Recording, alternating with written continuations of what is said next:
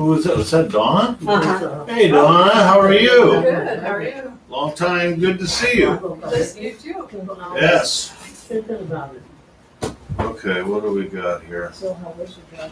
So I don't know, From YouTube, it'll say customer. how do I, Snow. where's the, And blues as of now. I gotta send this to Kelly. He'll know what to do. Where's Kelly?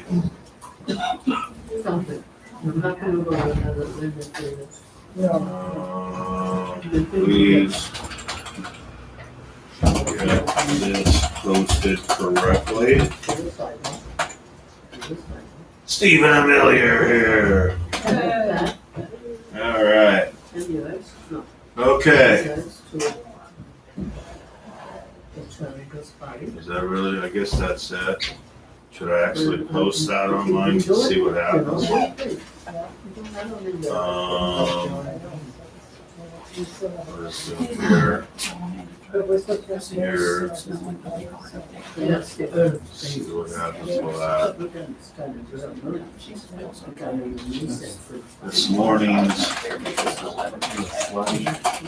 link to the live feed for Shabbat. Keep if this link doesn't work, Kelly will be posting. Yeah. Control V. And to go down to the other parking spot. I don't know how that's the way gonna work. across to get into the car. Let's try this too. Okay, let's Stuff's up in California.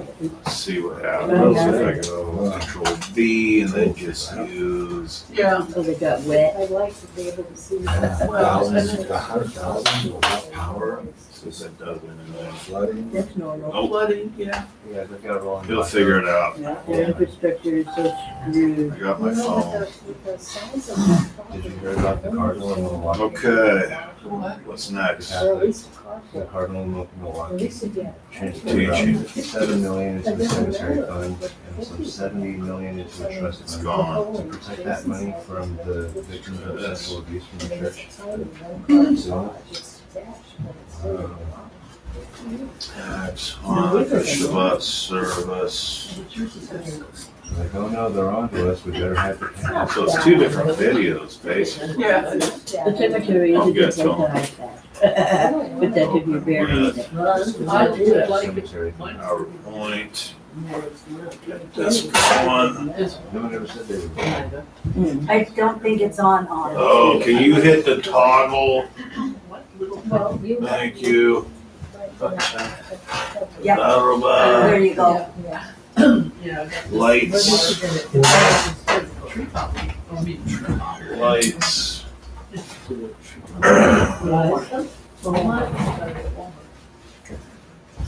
Okay, service is gonna be a little bit different than normal. The teachings kind of will be a little bit different.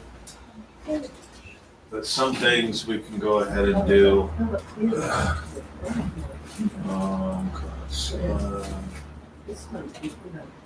Okay, top 10. Which one do I do? Top 10. This needs to be here. Okay, Justin's on, so it must work. Dennis is on. Good to see you, Dennis. Shabbat Shalom. What is this? This is also, okay, this is Facebook. Good to see you, Justin. I'm in the right thing. That's okay. All right, good. Good. I'm sure what the top 10 are today. It's been a busy week. We'll be talking about that. So this is, I know the pictures aren't very good. I gotta know this whole thing is, I'll have to figure it out one day. But this is an electric car. Yeah, back in 1918, wasn't it? Yeah. Electric Detroit, 1910, range of 100 miles, reaches up to 20. Isn't that better than the Tesla? But they had them clear back then. It's nothing new, Right. right? Yeah. I used to be an accountant. I quit when I started hearing invoices.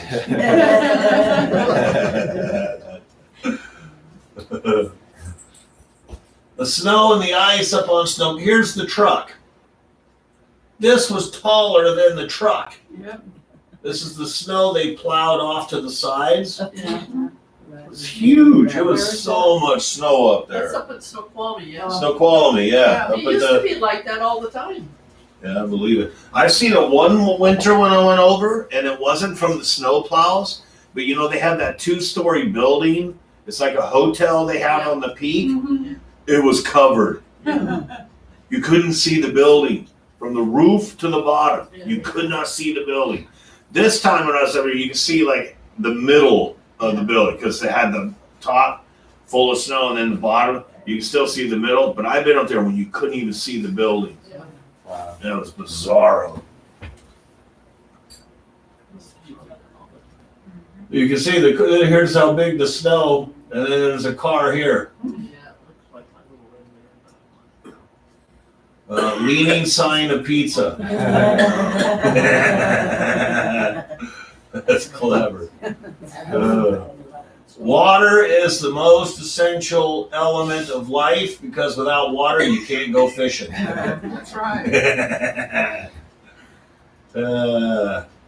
So I took the girls to Seattle. She was not happy at this point. But I took her to that science center where the dinosaurs and everything are. Cool. So they had fun. And I took them up the to, dinosaurs? huh? She didn't like the dinosaurs? She was having a bad day. She Oh, was just having a bad day. Yeah. we all have those. Yeah, we all have those. Here's the girls at the science center, and I took them up to the Space Needle. I Googled my symptoms. Turns out I just need to go fishing. This is a cake. Those cakes are amazing. Aren't they something? Yeah, and all that's edible. That's Look at all that sugar. a lot of A sugar. lot of sugar. That's a lot, but it's beautiful though. Fun You to- don't want to eat it. I give you good doctrine, do not forsake my Torah. Proverbs 4:2. Says, so then what is bad doctrine? Anything that tells you to forsake his law. Yeah, absolutely. That's pretty easy to figure out. Look, Mr. Queeg, a handicap parking dock just opened up. The pirate. Love the pirates. Here's another cake. Look at that. Put that on there. That's amazing. Yeah. Wow. And each one of these, that's all hand done. Oh, yeah. It's insane. How many hours it took to make it. Here's the girls. This is up at the Space Needle with the city backdrop. I'm trying to get them closer. We're trying to get them into Aurora. There's an SDA in Aurora. So they go to a Seventh-day Adventist school. It's a private school. There's only certain schools that'll take their kind of visa. It's an F1 student visa. It's the best student visa that you can get. It's the most extensive. But they still have to go to a school that takes that visa. Not every school does. So we're checking this one in Aurora. We think it might take it. I'm going to check with them on Monday. And Aurora's over by Seattle. So if I can get them that close, I'll be ecstatic. Is that the Aurora Street? Aurora? I think it's a town, isn't it? It's a town. I've never heard of I it. think it's a town. Aurora Street. Yeah, every time I say it over here, nobody knows, never heard of it. I've heard of it. You've heard of it? Okay. I've been there. You've been there. Okay. So it does exist. Where's it at? It's in Aurora. It's not really far from Auburn, I want to say. Maybe it is Auburn. Maybe I'm saying it wrong. Heart of Auburn. Okay. So it's in Seattle. Yeah, it's near Seattle. Maybe it is Auburn. Seattle district. I bet you Justin's. Oh, Justin says not Aurora, Auburn. Okay. Auburn. Sorry. I had a little mixed up too, but I knew Yeah, but I've been there. Auburn. Yeah, no, I've been there. Yeah. So if I can get them that's what we're working. Oh, here, he even says it right here. Thanks. How do I click out of that? So, Justin took us out to the Brazilian steakhouse. That's an amazing $75 a plate. Oh my God. Look at those nails. Boy, it was incredible. Stop showing. I got them their nails done over here. They did that in Wenatchee. It's like chopsticks. Yeah. But look at her face. It tells the whole story, right? Yeah. Because that cake was amazing. It looked really good. And her and Shina shared it. But boy, we had a lot of fun. This felt to me, this last 2 weeks felt like a real vacation for me. Good. You know, a lot of times people look at what I do and they think a lot like when I go to Israel, they think I'm having a vacation. They don't know. They don't know what I'm going through. But this really felt like a vacation. We had so much fun. Went Brazilian Steakhouse, Seattle, Space Needle. We went to the aquarium. There was a bunch of stuff. What was the other stuff? The dinosaur museum. The dinosaur IMAX. We went and saw IMAX. We saw like 2 or 3 movies. We saw that one with the weird. What was that one? With the animation like thing. The part 2. Avatar part 2. I slept through the whole thing. Keep it up. The 2 teenage girls was ridiculous. They just go, and I was just like, I go to the movie and I was out. It's 3.5 hours, that movie. Oh, really? I got the most sleep I think I had in a week. Oh my goodness. Okay. So this is Justin at the Brazilian Steakhouse with his dessert. Can I go like that? Can I go like this? Big old piece of cheesecake. Oh, no. It was amazing. Okay, I think that's it. I don't know. But yeah, anyways, we had a great time. Really great time. All right, so I got to take this. I guess put it over here. Okay. We will do the shofar.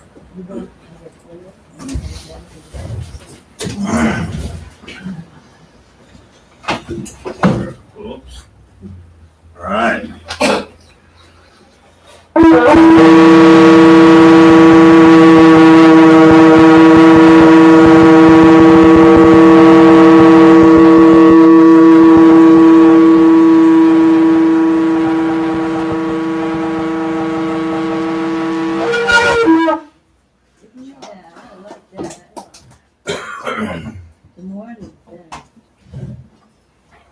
Good.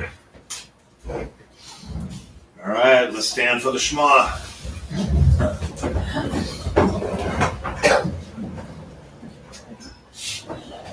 Shema Yisrael, Adonai Eloheinu, Adonai Echad.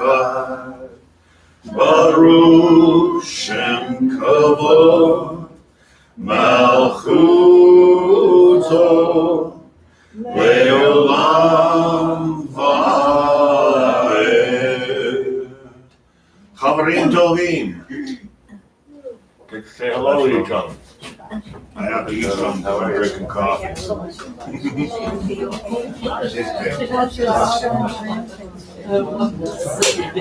How you doing, Rabbi? Good to see you. Justin called me this morning. Huh? Justin called me this morning. Did Like, I don't know if you already know this, but yada yada yada. Like, yeah, behind you. Yeah, we're gonna talk about it today. We're gonna talk about this. It's gonna be fun. Excited. brought you another paper.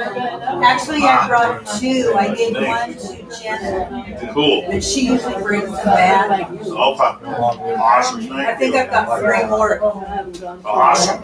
They're great. I love them. Good. No, but it's not the same. Oh, thanks. I think when you Friday.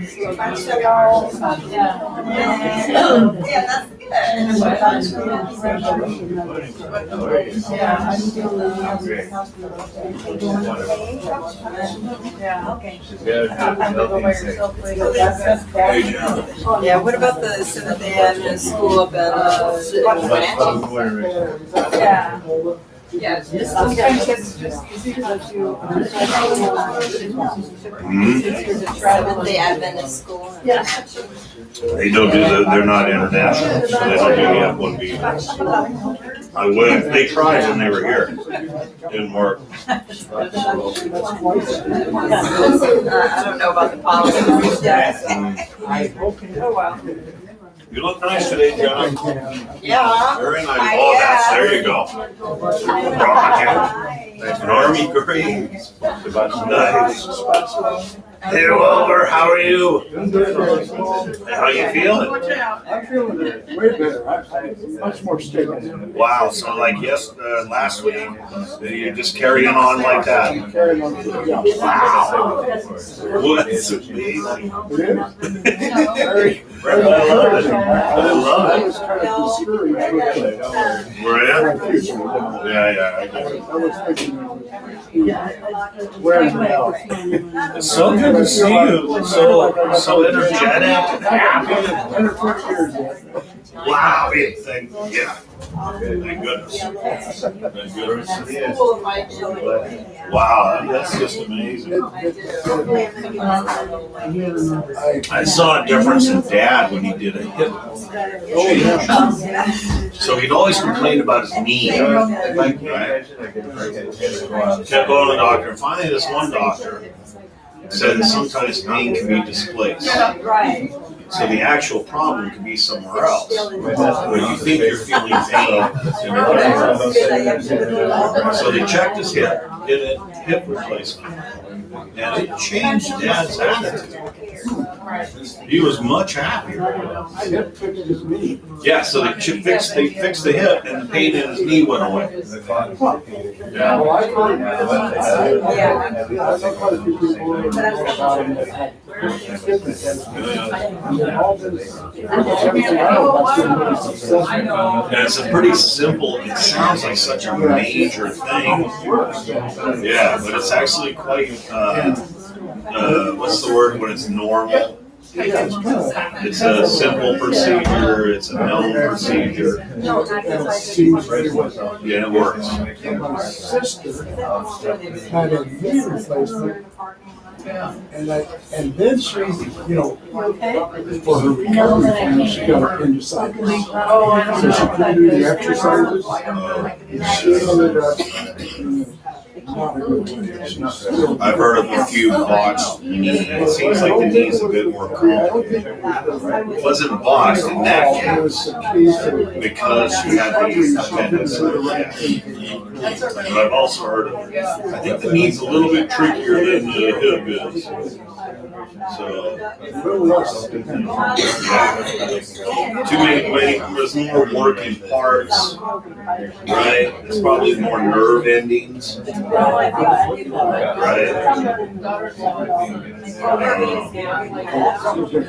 Something's different. Sometimes it's successful with the knees. I've heard some people did it and they're great. I heard other people did it and it was horrible. You gonna be around this week? Yes, I'll be here. Come see me. I'm very determined to get. Yay! Yeah, and I've been up early mornings. I've been up around the clock.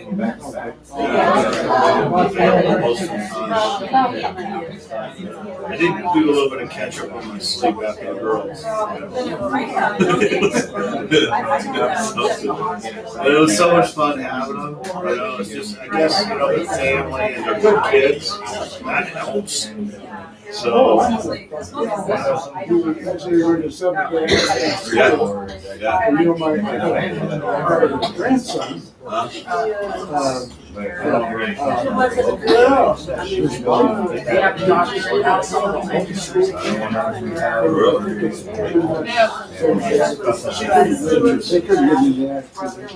No, they can't do it all. It has to be an institution that accepts an F1 visa.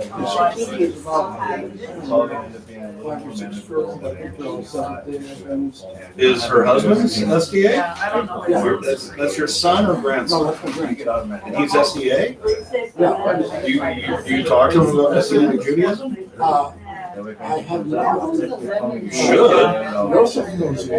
Really? You guys really need to kind of zero in Yeah, on I know, him. there is a connection, well, this is so mistaken, So they have the. I've read a little bit of their literature, and they kind of, Well, they're Christians, yeah. My daughter. but they're closer to Messianic Jews than any other denomination out there. Word on the visa, you can move it up another couple months.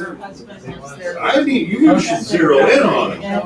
You should zero in on it. You and Yosef get together. Yeah, I don't. You know what? I don't talk to them a lot. Well, you can change But I that. can shoot. That's a great mission field for you. Great guy, great. You gotta talk to them. You You gotta talk to them. Tell them, hey, we're kosher, just like you. They eat kosher. We keep the Sabbath, just like you. Sabbath is huge. That's huge. And they can admit, and some of the stuff I read, they kind of admit they kind of got it wrong. Yeah, they do. The SDA is basically two different branches. There's the branch that talks about Ellen White all the time. Then there's this other group, they're not organized, but I've been to a lot of SDA churches. There's this other group where they don't even mention Ellen White. Those are the literal ones. But even the ones that do, usually when you talk to them about, because most of her stuff is really back on this prophecy. She was whacked out when it came to prophecy. But even the ones that do follow, they're usually pretty open about prophecy because it's a pretty easy step to go and say, prophecy has a lot of symbolism, a lot of allegory, and so they're a little bit more, they're willing to listen. And if you can show that Ellen White is wrong about one thing or two things, then they're going to be like, maybe she's wrong about some other stuff. That's the way to approach the SDA. You should call him. I bet he'd love to hear from you.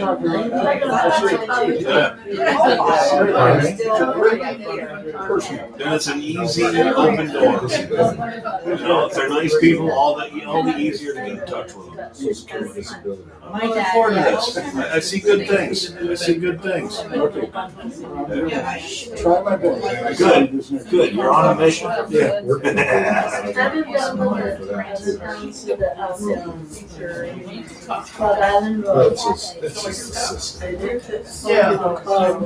All right, Mark's gonna do the Parsha.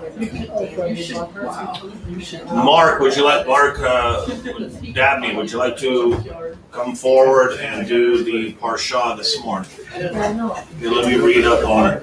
I'm just going to assume those everything rabbis. That's very nice. Nice allegory. Thank you, Dennis. You gotta come back here, Mark. Sorry. They want to see you. I don't know why. They're looking for me. There he is. Oh, I'm sorry. No, Take your time. Here we go. Take your time. Just hurry up. Okay, so we're on the last Parsha, so it's the end of Genesis, and then next week we go into Exodus or Shemot. So this is Parsha 12, Vayechi, he lived. I think I got that right. You said it right. Yeah, good. Got my, all right. Yeah. Okay, so Bereshit 50:26. So Joseph died at the age of 110, and they embalmed him and put him in a coffin in Egypt. So this is how Bereshit ends. Joseph had come to power at 30 years of age and had ruled for 80 years. His fear and obedience to Hashem not only brought blessings to him, but to the nation he had served so well, preserving it along with the surrounding nations through a severe famine. He could be considered the first Jew to fulfill the promise on a national scale made to Abraham back in Bereshit 12:3. And by you all the families of the earth will be blessed. The ultimate fulfillment of this verse is the first coming of the Mashiach, as well as the future second coming, but it certainly applies in the natural to world history. Wherever the Jews were dispersed among the nations and were treated well, that nation would also do well. Scriptural examples include Hadassah, that is Esther, during the reign of Ahasuerus of the Medes and Persian Empire, and Daniel in the Babylonian Empire. But throughout history, for being a small nation, the Jewish people have made significant contributions that have blessed the nations in medicine, science, government, literature, music, and foremost of all, the Mashiach and Torah. We could apply one of Yeshua's parables to illustrate Joseph's life. In Matthew 13:31-32, it says, "The kingdom of heaven is like a mustard seed, which a man takes and sows in his field. It is the smallest of all seeds, but when it grows up, it is larger than any garden plant. It becomes a tree so that the birds flying about come and nest in its branches." Joseph started small, serving as a slave to Potiphar, then spending some time in prison before being promoted second to Pharaoh. The birds nesting in the branches could signify Egypt benefiting from his rule, especially during the famine. We could also think of the birds becoming more menacing after the death of Joseph, when a cruel Pharaoh came to power and enslaved Israel. It seems throughout their history that they enjoy a period of prosperity followed by a period of anti-Semitic persecution. That's right. We know they did well in Spain until the Inquisition. They did well in Germany until the rise of Nazism. Also, and here's another point, well-trained rabbis who believe and follow Yeshua can be likened to a mustard seed also. They provide a great wealth of knowledge and messianic religious instruction for those who desire to learn from them. Matthew 13:52. So then, every Torah teacher who has been made into a Talmud for the kingdom of heaven is like the owner of a home who brings out of his storage room both new things and old. My reference was the complete Jewish Bible for the scriptures. Very good. Kind of a short one today. It was Oh, only a that's page. Only a page. Very nice. Very nice. Thank Blah, you. blah, blah. Justice says, "Great job, Mark." He goes, "I like your tallit." Very cool. Okay. I still haven't fixed all the prayers, but it's better than it was. Wilbur, would you like to come forward? Rabbi, can I just Yes. ask everybody to keep Kenny and Haley? Okay, I'll put them on. Today I'll as put them they're on. traveling home today, back to Iowa. Okay, okay. Traveling I got mercies. my glasses, but I think I can still read it. Really? I'll help you if you. Traveling mercies for Kenny and Haley. BY, I think. That's not right. There we go. Okay, there it is. Oh yeah, I can do that. Okay. Baruch atah Adonai Eloheinu melech haolam. We pray for the peace of Jerusalem. Pray for the salvation of the Jewish people. We pray for all our members. We pray for Bibi Netanyahu and against the enemies of Israel. Pray for traveling mercies for Kenny and Haley. We pray against the anti-Semitic laws here and abroad. We pray the UN will be dismantled. We pray for the Beit Avenu congregations around the world. Pray for the message today. Thank you for our tithes and offerings. Pray for unsaved loved ones and for healings. Pray for Shanta and Ruthie to get their visas quickly. Pray for the land in Israel. We pray for first responders, Border Patrol, and our military. Pray for strength and help for all of Beta Avenu members. Pray for Sadaf's family. Pray for John in Virginia. Yes. Pray for Brilliant, for her family. Pray for Lilette and her husband. Pray for America's leaders. Baruch Hashem. Baruch Hashem. That's great. Thank you. We'll now do our tithes and offerings for the week. Nice seeing you again. Dennis said, great job, Mark. Thank you. Oh, yeah, we got to put Mini B on there. We got to put Brilliant. We did, didn't we do Brilliant? We have brilliant, Yeah, don't have many and brilliant. Okay. Yeah, Mini B is Brilliant. That's her. Oh. That's her name on Facebook. Oh, is it? Okay. Okay. You know, some people have like a different call name or whatever. They used to do that on CBs. They had their own call names. It wasn't their real name. They'd had a made up name. Rabbi, you didn't have prayer on there for the meetings that are coming up for you, Yeah, we should do that. and that's not I on gotta there, review and- the whole thing. And for Hashem to expand his territories. Yeah, I gotta do that. Like I said, I haven't redone all this yet, but I'll give you a buzz when I do to help me remember which ones to put on there. Okay, Pray for Justin too. and for Justin, yeah, absolutely. Okay, now for the teaching, give me just a second. So like I said, it's gonna be a little bit different today than normal. What do I use? This one? This one.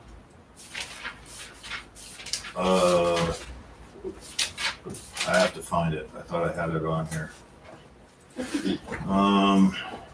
YouTube. So today's topic is archaeology.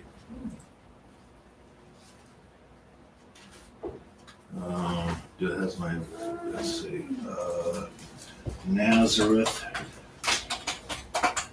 Village. How many of you have heard of Nazareth Village? Okay. Okay. How many have been there? You went there, but it wasn't open. Right. Right. Okay, I took her there. Right. I was closer than anyone else here. Yeah. Besides you. Yes, you have been there. That is a true statement. You've been there too, Mark? Hmm? Have you been there too? Nazareth Village. We were in Nazareth, I remember. Yeah, there's a place in Nazareth. Or is it a building? No, it's, you'll see, I'm gonna do a short video of it.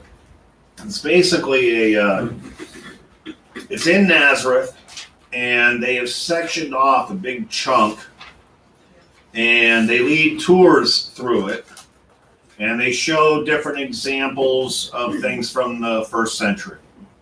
So they have like I don't know if I think they actually have a real first century tomb. I don't think that's a reconstruction. You'll see that. There's also they have a first century synagogue that is a reconstruction. And I should say ahead of time, the synagogue they show is one example of a first century synagogue. They weren't all like this. In fact, it's one of the more rare ones. The more popular, or the more popular first century synagogues had two levels. They had the bottom level is where the men would sit, and then they had like a balcony for the women. This one you're going to see doesn't have that.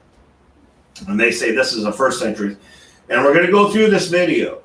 And some of the things he says are correct, some of them aren't, this guide. So I'm going to be narrating through. Now the whole first part I'm going to narrate through because the audio is terrible on this video. So I'm going to narrate the first part. The second part is much better, but I'll still be stopping in places and saying, okay, like he's one of the snail blood guys. Oh, wow. You know, that think that the tzitzits, the blue was made out of the snail blood. Yeah, the techelet was from the snails, and it's not. It's that's just, we did a teaching on tzitzits, and that's ridiculous to think something unkosher would be used like that in the temple. But anyways, so I got to turn down the audio from the beginning. And I'm going to narrate, and I'm going to pause it here, there, and everything. The audio, the guy's talking, you can barely hear him, and then whoever made this video put this music on top of it, and it just made it worse. Yeah. Okay, so this is Nazareth Village. I would, I don't know the exact number, but probably in the millions of tourists go through this. It's one of the tourist destinations in Israel. But there are some things I want to show you. So that's the hills of Nazareth behind them. They got some very old olive trees there. One of the trees that they'll be showing you, they actually transplanted. It's like a 500-year-old tree, and they transplanted it. Wow. And we're going to be talking about a little bit more about olive trees a little bit later as well. So you go through this thing. They have a guide that takes you through it, and he tells you what you're about to see.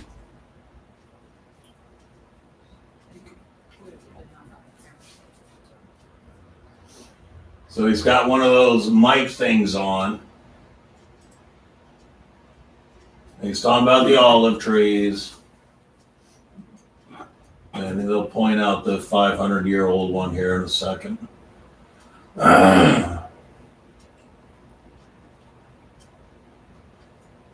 You can see they're decent-sized groups that go through there. And I'll tell you why this is important. The second half of this teaching, I'm going to explain why I'm showing you all this. Not only just for the sites that are there. Oh, come on. He's just talking about olive trees. I don't know if I can speed that. No, I gotta wait. These ones here, probably at least a couple 100 years old. You don't count the rings, you tell by the thickness of the tree. So here's what he's going to point out. That one's 500 years old. Wow. They transplanted that from Nazareth, another place in Nazareth. Now he's pointing out the terracing. Okay? Israel, pretty much everywhere, you got a lot of hills. A lot of hills. So they had to, in order to grow things, they had to make these terraces. And there's a certain way that they made them. They would put up these rocks, and then they'd bring topsoil and put it in the terrace so that the trees and plants had good soil to grow on. And I'll be talking a little bit about that later on. Okay, this is very interesting. This is the bottom part of what one of these would look like, and we're going to get a close-up of that. And this is like the top part. So this would hook onto a donkey or an ox, possibly a camel. I don't think they do so much with camels. But this is the top part of this thing that would be dragged by the donkey. Now this is just a pitchfork. And what this was used for was to separate the wheat from the chaff. And he's going to show an area here, I believe.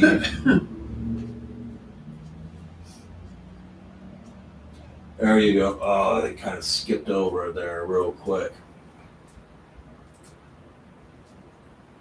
There's a flat area over here to the side. So they take all the wheat, they throw it into that flat area, and then they would drag this, and we're going to get a better picture here in just a second, over that wheat and that chaff. See that area over there? Yeah. We got to get past this guy, I think. Minimum wage, I think. So, but you can kind of see the flat area. Did they not show a better? Yeah, that's the flat area. So he's showing that. They would drag that thing over the wheat and the chaff. And here's where he's going to show the bottom part. You'll get a close-up. Okay.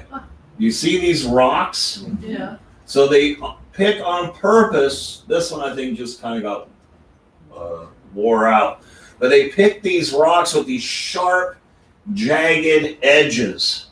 Okay? And they put them into this wood. And then that drags over the wheat and the chaff. And what it does is those sharp edges separate the wheat from the chaff. So then after they do that, they go in with one of those pitchforks and they throw it up into the wind, and then the chaff gets blown away. Well, here's the interesting part. This device, and I think it's in Latin, they call it a tribulum. It's where we get the word tribulation from. Oh. So, Ow. so when the Bible talks about tribulation, it's basically saying you're going to go through this thing with these rocks grinding against you, these sharp edges cutting on you. Ready. That's tribulation. It's not like, woohoo, we're in the end days. Woo-hoo. Yeah, right. No, you're going to go through this thing if you're here in the end days. And I always think about that whenever we talk about tribulation. That's the image that flashes in my mind, and I'm like, I don't want no part of that. Right. I don't want no part of that at all. Then after that, you get thrown up in the air. Okay. Right. Somebody watching's going to run with that. So that's what that is. Wow. And then he talks about the pitchfork, throws you up in the air. That's what he's done. It blows away. I mean, he's a good guy. He knows some things. He's wrong on some things, but, you know, they're trying to, this entire place, I would call them Hebrew roots. Hebrew roots. So they know some things, but, you know, they overlook the law.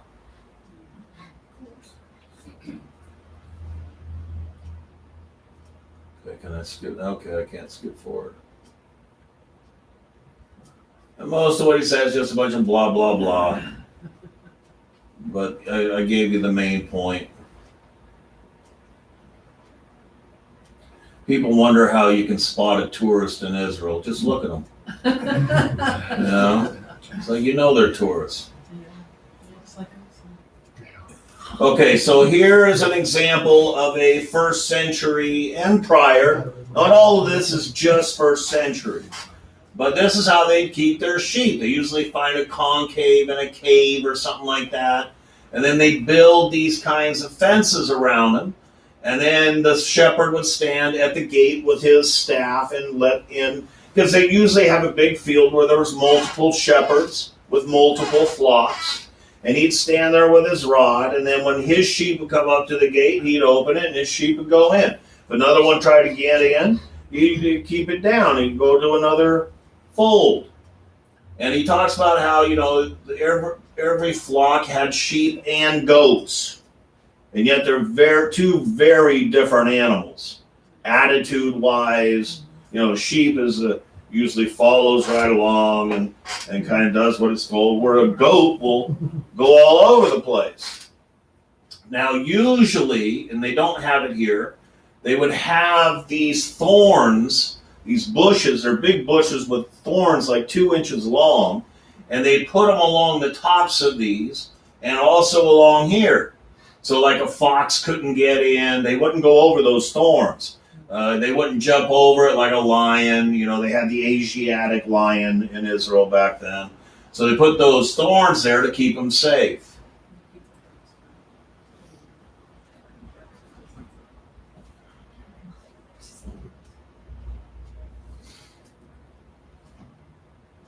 And this would also help shelter them in the wintertime. And they'd put their food in a trough like this. People think that's the kind of thing that Yeshua was born in, and it's not.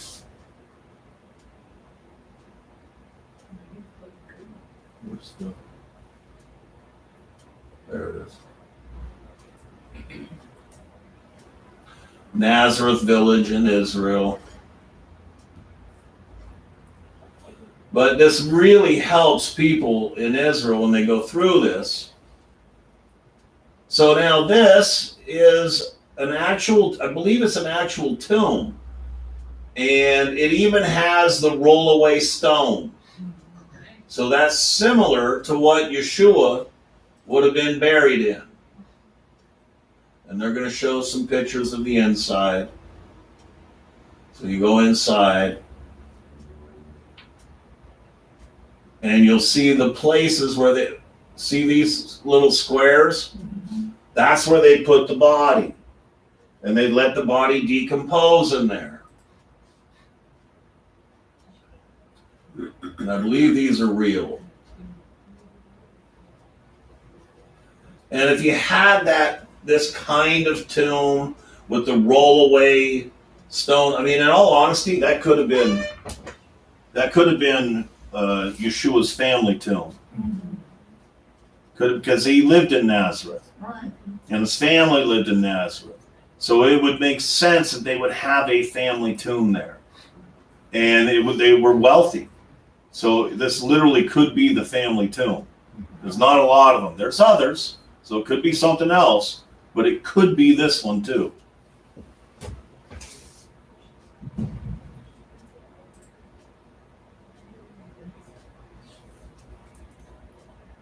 There's the rollaway stone. And you'll see this is also like a little courtyard in front of it. That was very typical for a wealthy family tomb. Down in Jerusalem, there was a place where the Sanhedrin would meet during emergencies. It was a much bigger family tomb, but it had this courtyard, and they would meet in that courtyard during emergencies.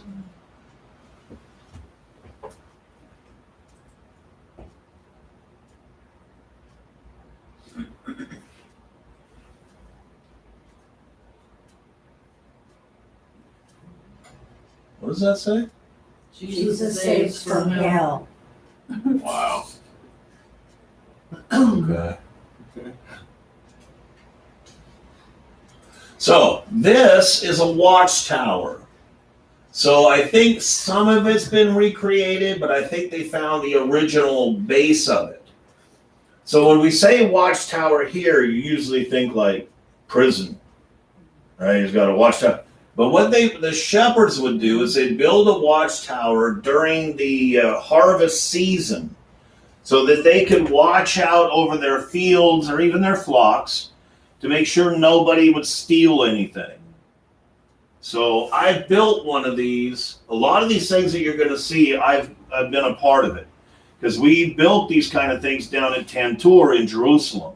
It was very similar to Nazareth Village. This one's a little bit more extensive.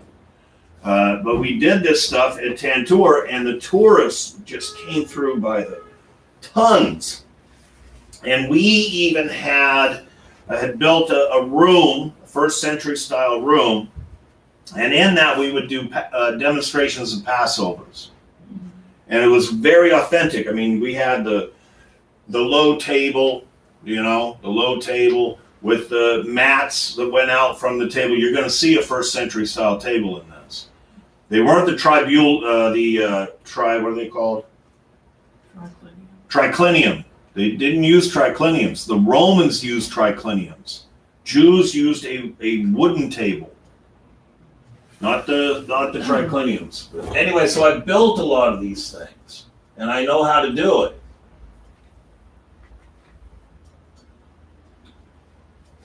They're gonna show, this might even be part of it, where they made wine. So the way they made wine, I think he's gonna show it, is they would have a big flat space. Not real big. Yeah, they're gonna show it, I think. And you see this edging? So they'd have a flat space, kind of squarish, and it had a little bit of an edging. And they would take all the grapes and they'd pour them all onto this floor. It would be bedrock.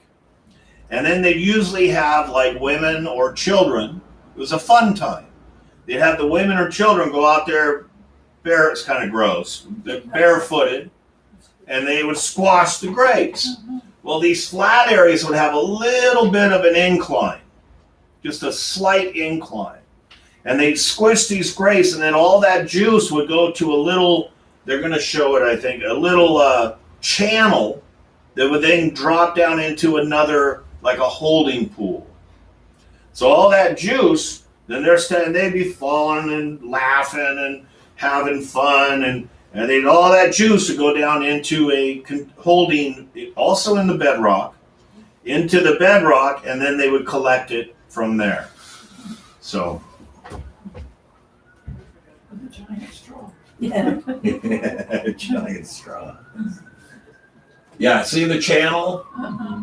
It comes down into here and then into a holding tank. Wow, that's pretty big.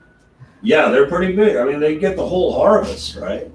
All those grapes, lots and lots of grapes. Sometimes 2 or 3 times they'd have to throw the grapes on and step on them. I forget where the horrible music ends.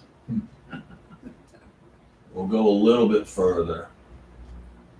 And I want you to remember all these things that I'm showing you, because I'm going to bring them all up again at the second half of this teaching. Hopefully I remember them.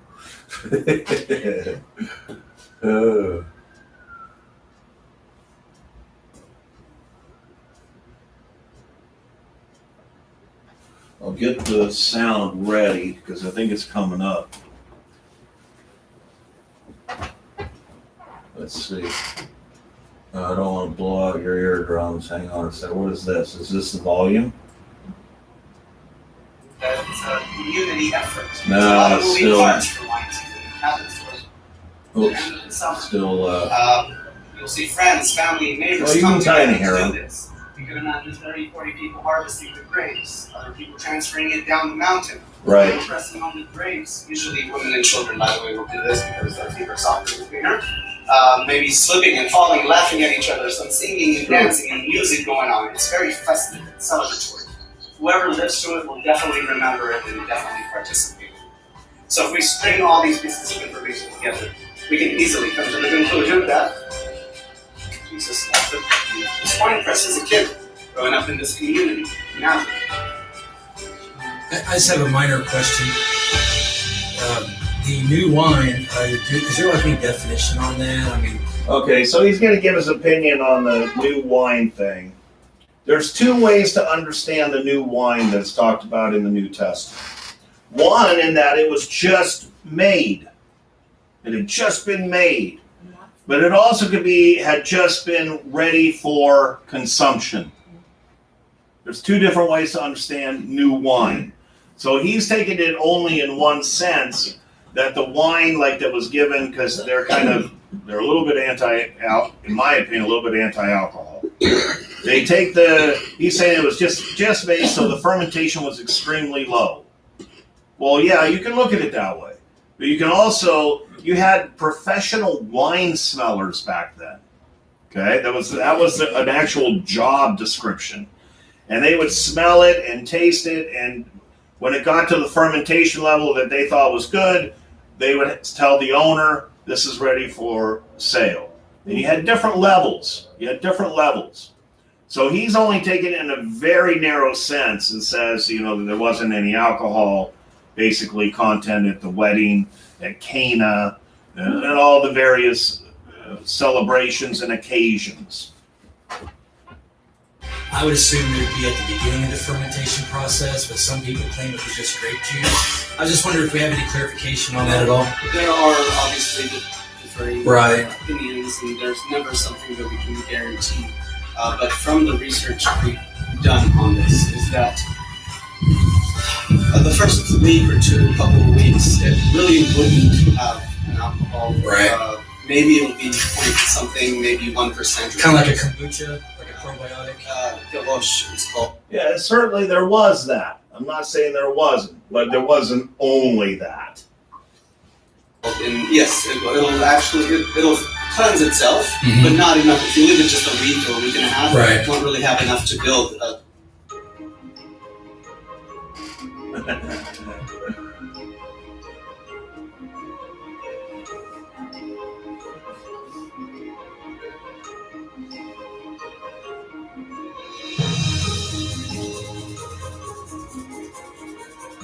Terracing. building terraces. I'm sorry. Yeah, We can hear you. It's a laborious job. It takes a lot of effort and time. First, you have to carve the mountainside into these large steps, and you have to bring all this raw material up the mountain 1 donkey load at a time. And you have to layer the different layers we talked about, the white chalky layer, the topsoil, and build the stone wall. You have to stack these stones up with perfect precision. And if you notice, there's no mud or mortar between the stones. This is to allow the water to flow through. So when you buy a field, because these fields belong to different farmers, so not just for one farmer, so they tend to exchange hands quite a bit, they buy and sell. When you buy a field, you have to make sure you're getting a good one that's well built and well maintained. So the parable that says a man set up a banquet and sent out for invitations, you're familiar with this one? One of the responses pertaining to fields were, I just bought a field and I must inspect it. Now, keep in mind, it takes a lot of effort, like we mentioned. It also takes about a year for a family to build a quarterly. So he had a very valid reason. Or did he? What was the problem with the statement? Okay, let me ask you another question. Do you buy a car and then test drive it? Yeah, why would you buy a field before you inspect it? So it was an obvious excuse, it was a bad excuse, but moreover, it was an insult to the intelligence of the person inviting you. Because everyone knows back then that you have to inspect these fields before you buy them.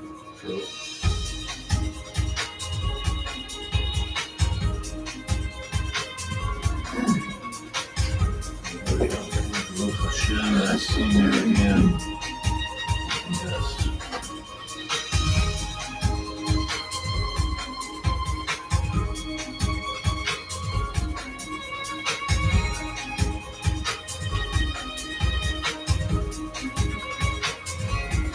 I kind of like this footage, even though it may seem boring in this part. But it shows how rocky it is in Israel. I mean, everything is just rocks, rocks, rocks, rocks.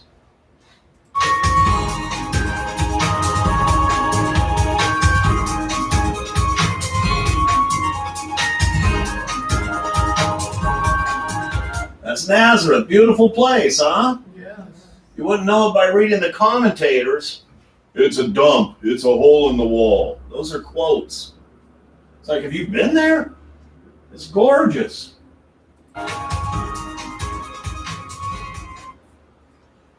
I think we can hear him. This is where it starts. This is where it starts to get clear. I think the music dies down, and they're in an environment where the audio gets better. About the first century olive press. This is where we make olive oil. So olive oil happens in two steps, in two phases. The first one is the crushing of the olives. Peggy, you might remember they had one of these. I don't know if that was on the group that I took with you, but they had one of these in Tel Maresha. Did you get to see that? Yeah. Did you? Okay. So in October, November, and sometimes early December, we harvest the olives, we bring it in baskets, and we dump it in this basin here along with the pit and everything. So the whole olive goes in there, from the tree to the pit. And we tie a donkey around this yoke or harness. And the donkey would go in circles, dragging this 500-kilogram stone around and around to crush the olives and turn it into olive mash or olive paste. Okay. Again, he's very limited in his scope. This is an example of one kind of olive press. So he's going to show you another big thing. This was a very major olive press. Some families were much smaller. They didn't have that kind of money to do something like this.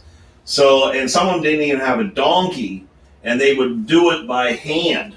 The human would go around and around, and they didn't have the second part that he's going to show you of this in just a minute.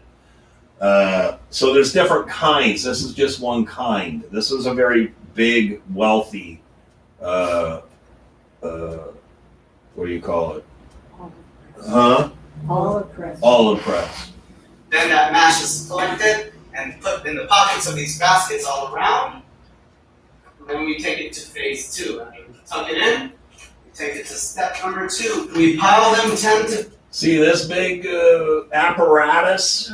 They didn't all have that. And they didn't all just take them and put them in baskets either. The cheaper ones, they'd have a hole in that first part. Maybe I should show you. Circles dragging this side. They'd have a hole down here, and they would put a ceramic pot type thing, and the oil would just go right into the pot, and that was the whole process for the less sophisticated operations. 500 kilogram stone around and around, and crush the olives and turn it into olive mash or olive paste. Then that mash is collected and put in the pockets of these baskets all around. Then we take it to phase 2. After we tuck it in, we take it to step number 2. We pile them 10 to 15 high, so it comes up to here, depending on the thickness of the baskets. And we press them 3 times. The first time is when we just let them sit there and allow for weight and gravity to do the work. So all that oil that gently seeps out is the best oil. It's the purest oil. It's what some people may call or consider the virgin oil. That oil is used to further the kingdom of God by transferring it to the temple, to light the menorah, to anoint kings and prophets, and so forth. So think about that. You're in this business, and the best part of your product went to Hashem. Usually, in many places, they give their worst to Hashem, right? So, like, there's places where they just if the minister of the congregation needs something, they give them their worst. And I used to watch that happen to my parents all the time. That's not the way it was in Judaism. They gave their best. Then the different levels of quality under that would go for their business, their family, etc. It's a good lesson to learn. We always give our best to the Lord. That's the lesson. When we start using these beams of trees that are tied to a pulley system, we start lowering the ropes down. That's when it starts screwing down from here, squeezing the baskets for more oil. That second press produces oil that's still fairly good, and it's used for everyday use, like cooking, cleaning, making perfume, and medicine. The third press is when they just apply more and more pressure on those same baskets through different methods. One of the methods are these stones. These are 1/2 ton each. They are tied to a winch that's connected to the mother beam, and using these levers, they start squeezing down, applying more pressure down here on the baskets, on the same baskets. We haven't removed the baskets yet. Except to collect the oil in between the presses. And that third press produces oil that's no longer good. Because that's when you start getting the pulp and the skin to break loose and go into the juice mix to create a very foggy and dense oil that's actually no longer green. It starts becoming a rusty, reddish, brownish color. Because you have black pulp mixed with the green oil, it gives it that rusty color. Right. Now, even though that oil is not very good, it still has a very important use for it. And that is to light lamps or to make olive oil soap. 2 very important uses, essential uses. Jews were big on cleanliness. We invented soap, the ashes of the red heifer and all that. If you look at the ingredients to cleanse the priest, it's live soap.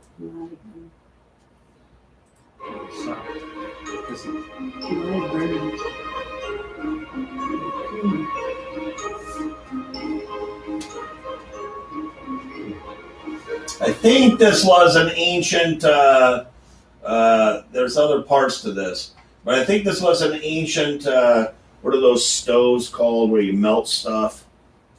A kiln? Kiln. They'll show the other part of it,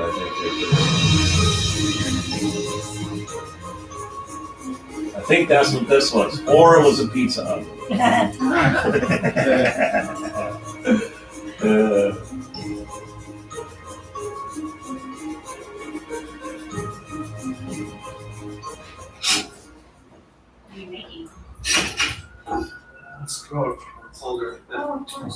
So they take this tour, they show those things we just saw, and then they go to different stations. Okay? They go to different stations. This is one of the stations. And this guy's a carpenter, and he's going to explain some things that he does. And what he's making here is a Torah spindle. What do you call it? Yeah. Torah, where you go like this?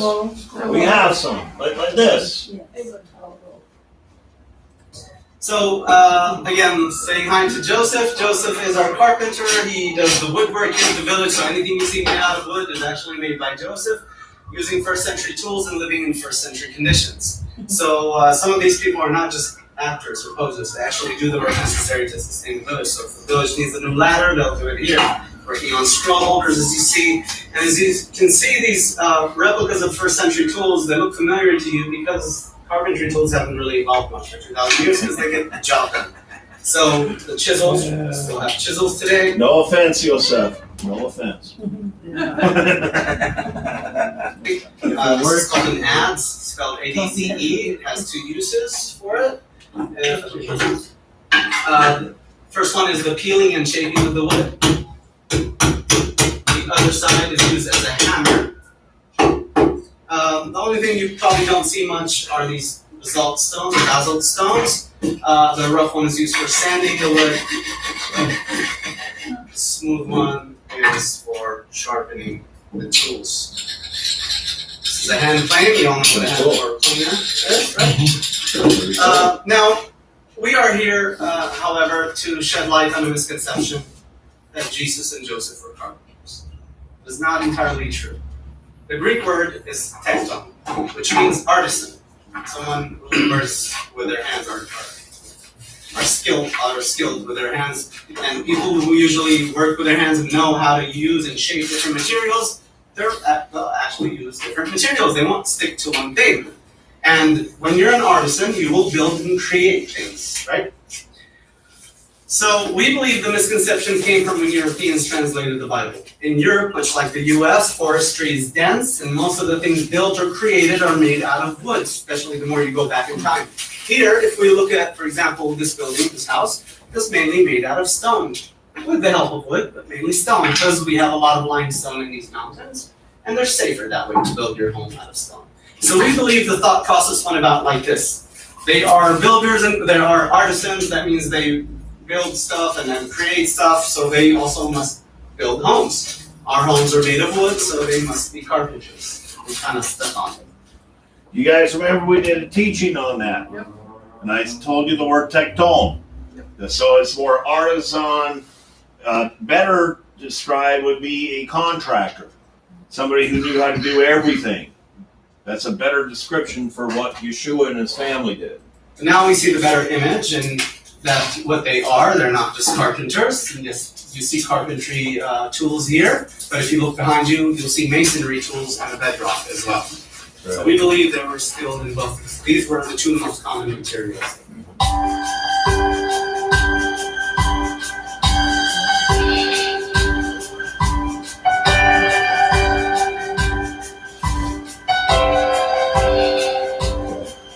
So there you have an example of a lower table. And this is probably wood. They might have had, they could have put stones underneath them, but the table itself.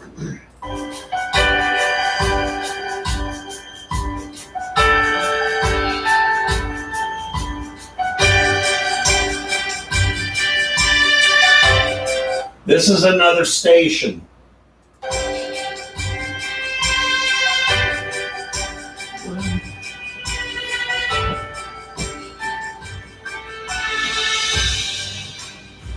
So from the very beginning with our sheep, they are sheared using a replica of first century shears or scissors. Also handy for circumcision. They bring the wool here, they wash it. First they cut away any straw, any dirt, anything stuck in the wool because it's tangled in there, so we use a smaller version of this. And then sometimes we wash it in that tub. Back then they would use running water. Then we dye it to give it color. We didn't have artificial dyes, so we had to be creative by finding things around the village. So for example, onion peels. We would put onion peels in water, add salt and vinegar to extract the colors, boil the water, then wait for the water to slightly cool off because you don't want to dip in boiling water. That will give us colors similar to these, depending on how long you leave the wool inside the water. We do the same thing with other things, like pomegranate peels. that we have 3 different shades of pomegranate, so that'll give us the burnt orange, maroon, burgundy colors. Cool, huh? Pecans will give you sort of a candy color, so it's a mixture of greenish, pinkish gray. Now we have the basic colors of the sheep. You saw down there, the brown, the tan, the off-white, those are not dyed, those are just natural colors. Usually worn by commoners, people who cannot afford colored clothes, or for everyday working clothes. Like when we talked about making wine, they'll probably just wear these colors that way. If they ruin them, it's not going to be that expensive what you've done. Then someone with an expensive taste would like to wear a Banana Republic suit, would wear this color. And this is made from saffron. Saffron. And finally, you have these colors that are designated to royalty. Kings and queens would wear this, and these are made from sea snails. He's a snail guy. He thinks the blue came from the sea snails. They didn't, but they come from indigo, actually. Was it carrot? No, there's a small group of Orthodox that also believe this. Very, very small. They're the ones that are really pushing it, actually. Yeah. Karaite might believe it too, but the ones that are pushing it are the Orthodox. Sea snails would have that ink in their mucus or blood system, sort of like optifying squid, maybe. They'll take the snail out, they'll twist it to get 1 drop of ink per snail. Now there were people that did that, not the Jews. The Phoenicians used that, but the Jews would not use that. So you need about 6,000 or 7,000 of these to make 1 kilogram of gold. That's why it's so expensive. The guy with the Gucci suit can't afford this. This is only for kings and queens. And then they would dry it and separate it by hand, and then card it using this carding comb to separate the threads from itself. And Hannah will show us how yarn is spun using this spindle and her patience.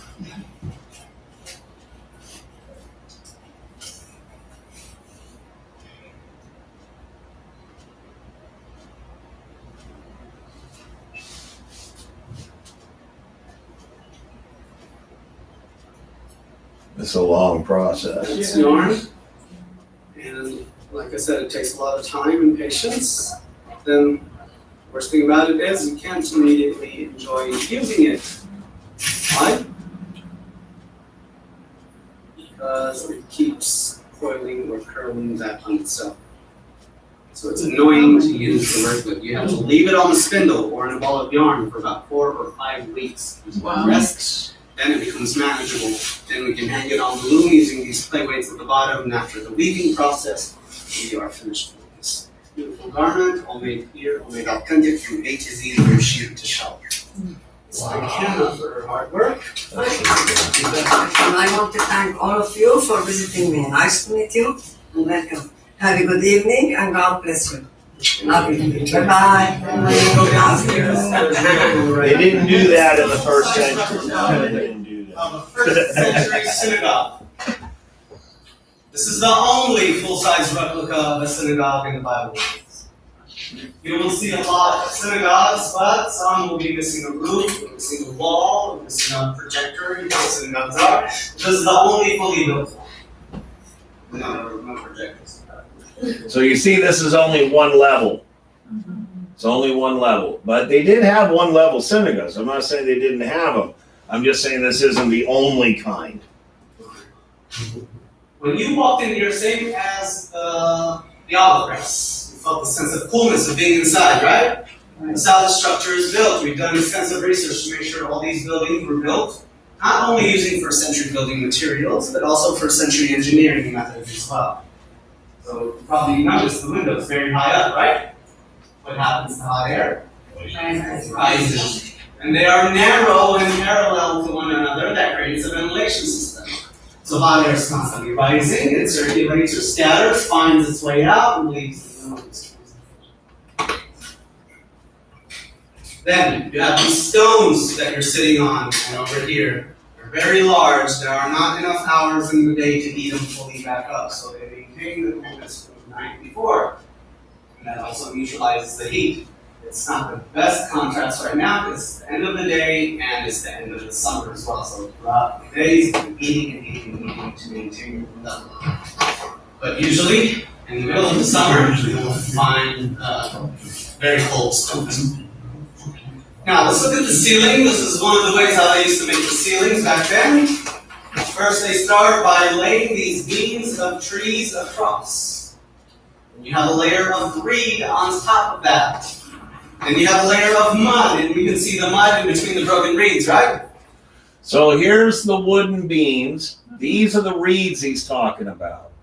And then there was mud on top of that. That's going to be interesting concerning the New Testament. He's going to explain that. That mud is made from water, limestone, ash, dirt, and stone. Then you have a layer of dry dirt on top of that, which is there to absorb rainwater. And then it's finally finished off with another layer of mud that's rolled down with a stone roller to give it that tough exterior, kind of like what we've been walking on the whole day long. So, from this information, we know that it's possible to dig through a roof. Do you guys know what he's talking about? What did he say? He said, so we know it's possible to literally dig through a roof. Oh, okay. You guys remember the story? Oh, yeah. They dug through a roof and then they lowered the guy through it. Yeah. Yep. So that makes perfect sense. That's what I'm saying. When you start understanding archaeology, a lot of things in the New Testament come alive. And it proves that what's written in the New Testament is true.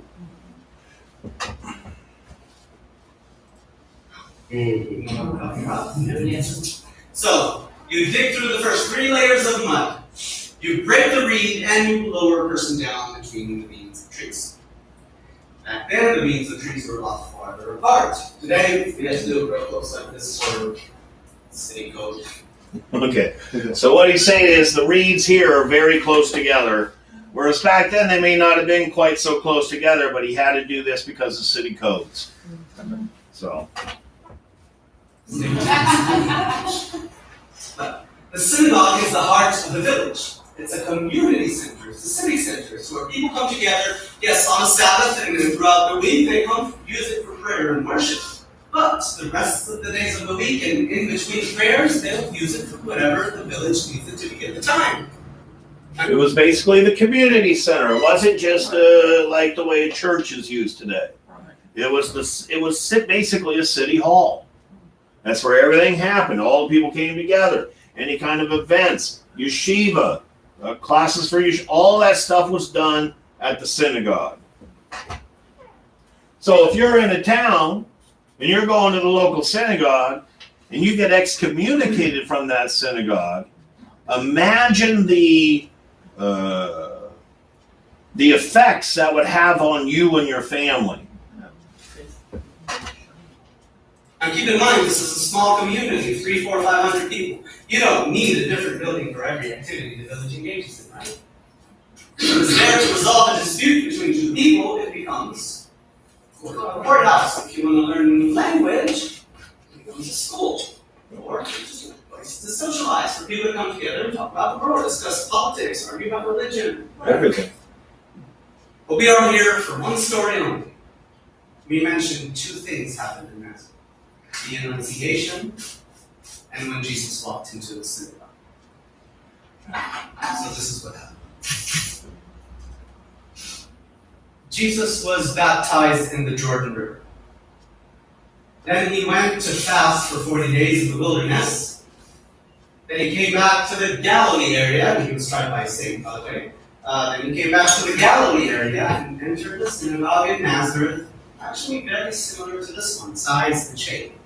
This holds about 200-300 people. Yep.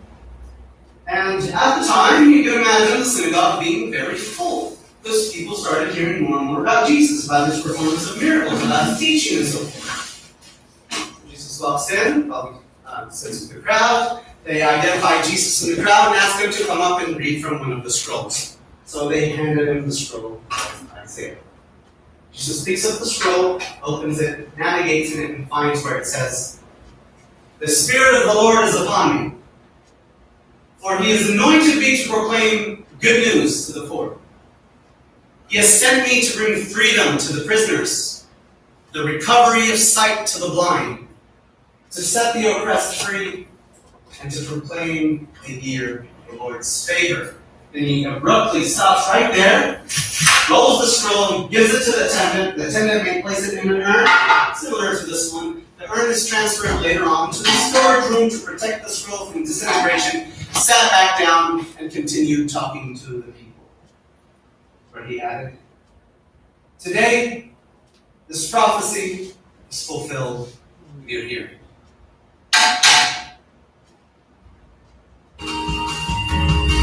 Good, and he's very correct in how he said he was then handed to the attendant. There's actually a procedure for that. Eventually, we're going to be doing Torah services. There's a certain way that we bring the Torah out. We put it on the bima. There's an attendant that's there while the reading is done. There's a very specific way, and he's correct in how he says that. Okay, so that ends this part of the teaching. Now, you might remember when Peter was still with us, I did a class, I did a teaching, and I explained some plans that we were going to do. We're talking about that we're going to buy some land, we were going to do a walk to Bethlehem. You guys remember that? Yep. We did a whole, we're going to do that again today. But it's a different piece of property. So, there is a piece of property, I was there yesterday, that we've been looking at. I got to kind of set this up. I should have prepared a little bit better, but we'll use Kelly's thing. And there is one person in front of us that's trying to buy this land. But if it falls through, we're going to buy it. So let me get to the pictures. Here we go. I'll start with this. What's going to happen if we buy this?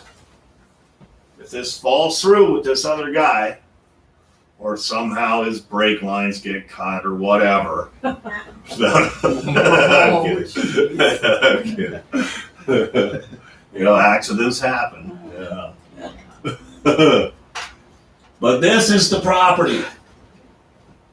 There are 3 major buildings on it. This is 2 of them. It's in East Wenatchee, just down from how close do you think that is to Costco there? Did they tell you where it was? Oh, I'd say within less than a mile. Less than a mile from Costco. Still basically in town. Matter of fact, I'll show you some pictures if I remember on Google Earth to give you an exact location. So it used to be a church and a preschool. Okay? 5.5 acres. It's good size. I saw these pictures, and I'll tell you now, as you look at the pictures, it's way bigger than what it looks like in these pictures. I was shocked. I walked the whole property, and I could barely move the rest of the day.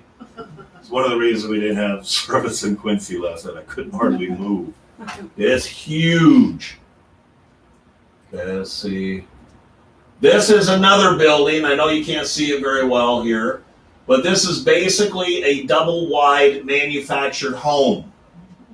Now, either Justin and his family will live there, or me and Teresa and Jacob will live there. We're still working that out. Whatever Justin wants to do, he's going to get, because he's the one financing all this. And he said I could tell you guys about all this. He said I could tell him. He's watching, I know. So, but I told him, I said, if we can't get it in our name, then I would have to hold on to this place, because things happen. And I love Justin to death, but I've seen where members, they could get one teaching that they don't like, and they could end up quitting over the whole thing. Then where would that leave us? I have to look out for you guys. Okay, and if we let this place go, we may not have another place to go. So he is an amazingly generous person. Yes. And he said that we will write up a contract where we will pay $500 a month for 2 years by contract, and then he will put it in our name. Wow. This property is listed at $900,000. So you figure $500 a month for 2 years. I think he said it came to like $12,000 for us. That is a miracle. Yeah. A miracle. So we're very excited, about this. He really likes the property. We both love this property. I'll get back to this. It goes a little bit further down here. It's actually quite a bit further. I'd say like down to here. So in the yellow line, that's the property boundaries. Look how tiny these cars are. That kind of gives you a little bit of scope of how big this is. Well, it's got existing buildings on it too. Yes, there's that double wide. That house is as big as our house in Orville. Yeah. And it looks like a little tiny shack here. So imagine how big these are. Right? So this was the church. And the church part, I probably should go back to, or find another picture. I'll get back to this one.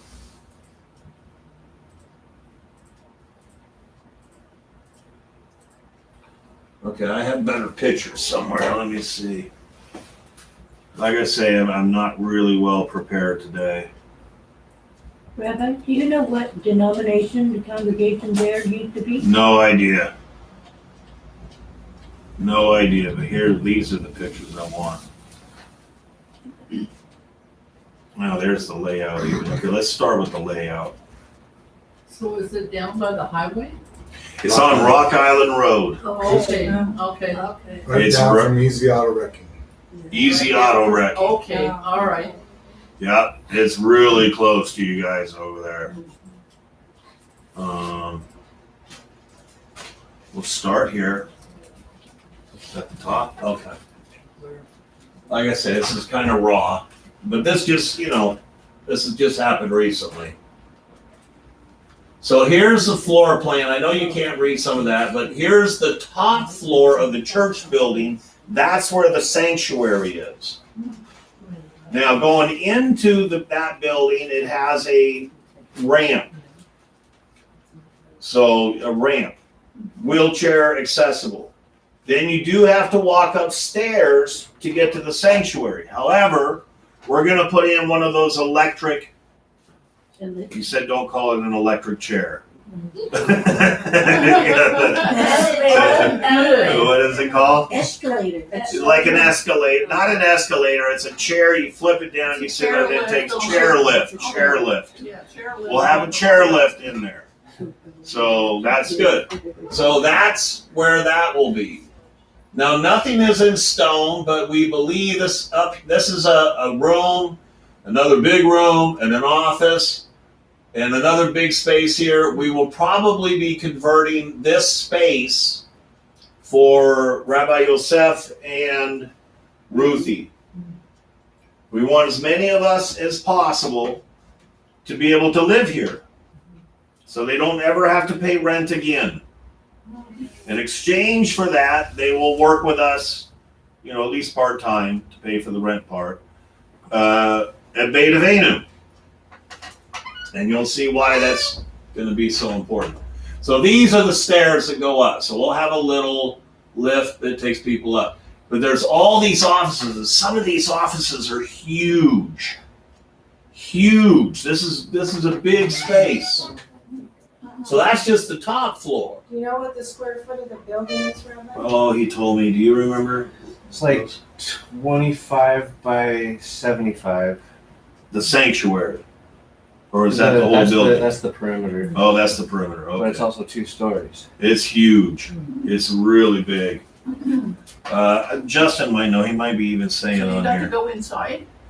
I didn't get to go inside. So we had an appointment yesterday for the realtor to meet me and to take me inside, but she canceled. She had something else she had to do, so she canceled. But here's an interesting thing too to know, is that on some properties, especially very expensive ones, this is almost $1 million. Right. They will ask you to first prove that you have the finances. Yeah. So Justin sent them his bank statement, and he told them we'll pay cash. So we can do this. He has the ability to actually do this. So they should get a discount with cash. Yeah, maybe so. But we'll see what happens with this person in front of us if he takes it. So this is not in stone yet. Right. If we don't get this, we will get something else. Yeah. But I want to tell you my plans for this one. Because Justin got word yesterday that this other guy's starting to have financial problems. Oh, bummer. So yeah. I shed a tear. So this is the bottom part of that building. And these are all offices and big spaces. Okay? So we can use this space for various things. And I'm going to get to that in a second. This is the other building, and it's one level. And again, tons of offices and so forth. What we're going to do is we're going to convert all those office spaces into living quarters for yeshiva students. So we're going to be bringing yeshiva students in who want to live there dormitory style. We'll put bunks in each one. It'll be male and female, not together. I don't know the same thing. But also there could be couples that come, so they could take one room. Almost all of these rooms, oddly enough, all have sinks in them. So there's already water going into these rooms. So we'll have like two guys in one room, 2 girls in a different room, 2 guys, 2 girls, or a couple, but they both have to pay as if they're, because hopefully there'll be students too, but they'll both have to pay as if there were 2 students in there. So that's what we're going to do with the offices. We'll be converting these offices into dormitory styles. So this is the back part of what we call the yeshiva building. And there's 3 playgrounds, not for the yeshiva students. But this used to be a preschool. So there's 3 of them. There's one here. There's a huge one over here that I hopefully will be able to show you.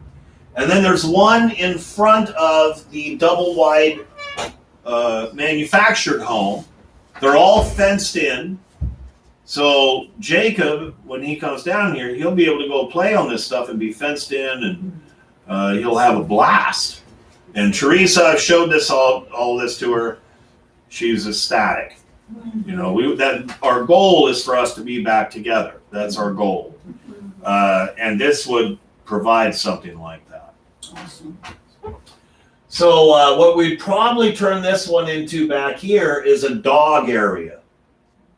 So the dog area, because some of the people that are going to be moving here, we're hoping that Robert's going to move here if he's watching. Shabbat Shalom.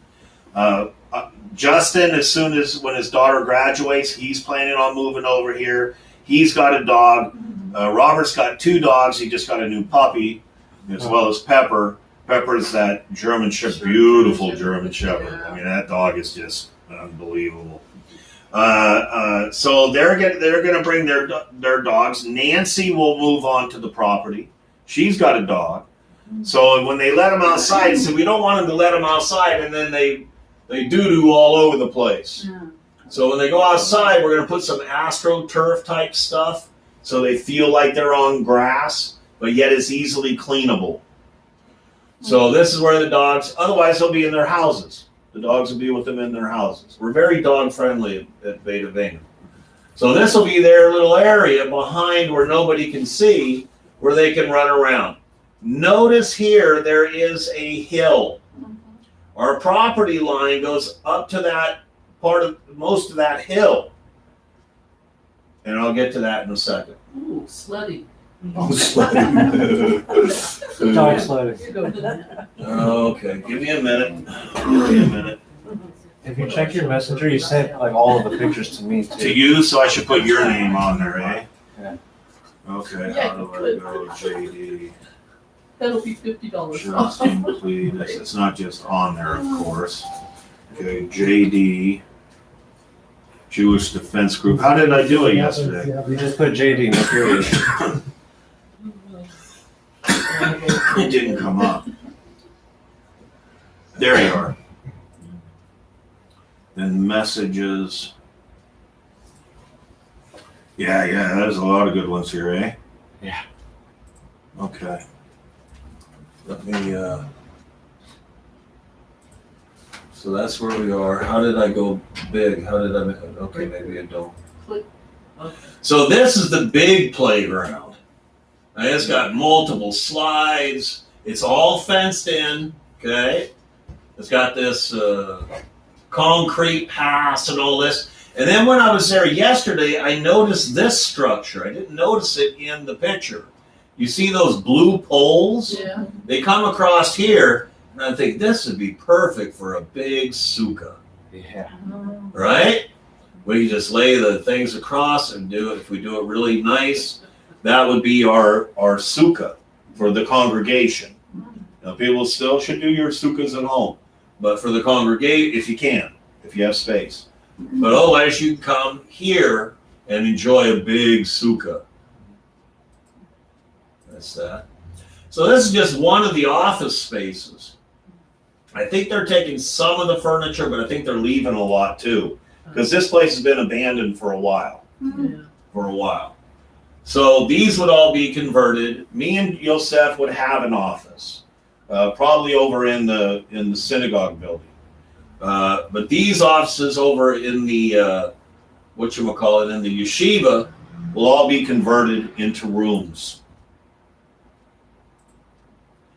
Now this is in the yeshiva building, and this would be for like maybe a larger class, or even for Shabbat school during our services for the kids. So we'll get back and start doing a kids program. So they'll come, and look how big this is. Okay, there's 2 sinks right here, full-size sinks, one here, one here. You can probably put another 5, 6, 7 more in there. That's how big this is. I think we even looked at the square footage of that room, I think. Does it have its own kitchen? Well, we're getting there. Okay. We're getting there. And restrooms. See, this is what we just looked at. Look, these are big sinks. Yeah. You could do 3, 4, 5, probably 6 more sinks. It's huge. This is the big, another angle of the big. No. This is a different one. This is the one in front of the mobile home. And it's all fenced in, and it's a good size, and Jacob would just have a ball on that. This is the double wide manufactured home. That playground is right here. Okay. So it's got this huge yard, right? Flat top. I want to get up on top of there and see if there's other things we can do on top or not. But this is where either Justin and his family would live, or me and Teresa would live. Whatever Justin wants to do, we'll take something different. This is part of the kitchen. It is a, what do you call that, inspected kitchen? Commercial kitchen. This is just the sink area. That's also in the kitchen, and they are leaving these 2. Awesome. That's a commercial stove and oven. This is a commercial oven. Teresa saw this and she went nuts. Yeah. She loves this, and we're going to talk more about that if I can remember. This is the sanctuary. Nice, huh? You can fit 200 to 300 people in there. Say if we ever had to do 2 services, we're talking about 600 people that we could do here. Okay? It's beautiful. Very pretty. This is the manufactured home again. It's got a little deck type thing out here. So here's the ramp that goes down into it. There's also stairs. Now over on the side, there's also stairs that go up, that go to a door that goes directly into the sanctuary. So like say it starts getting crowded here, so well, you can come up through here. There's another thing here that goes down, steps go down here to another door that goes into the bottom part.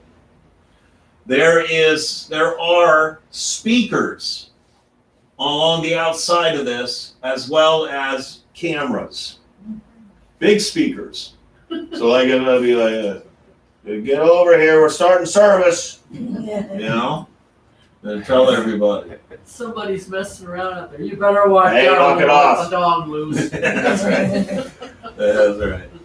This is the yeshiva building. Now you're starting to get the size, the scope of the size of this thing. Again, these pictures look very small. When you're there, it's big. So these are different classes on this side. Then there's classes over, or offices that will turn into some into classrooms, some into living spaces. I think we counted. There's like we could house something like 28 full-time students in the housing section, maybe more. Isn't that pretty? Yes. I showed you this picture. This is the shul building. Tons of parking. We'll get back to the map in a minute. That was yesterday out in the snow. You kind of start to get the perspective of how big this property is. Okay, so now we're back to here. So that's the main church building. This is where I put the black line. That's where the hill comes down. Then after the black line, it's flat. But this is the hill. You see this map of Israel. That's not how big the property is. So, wow, it's huge.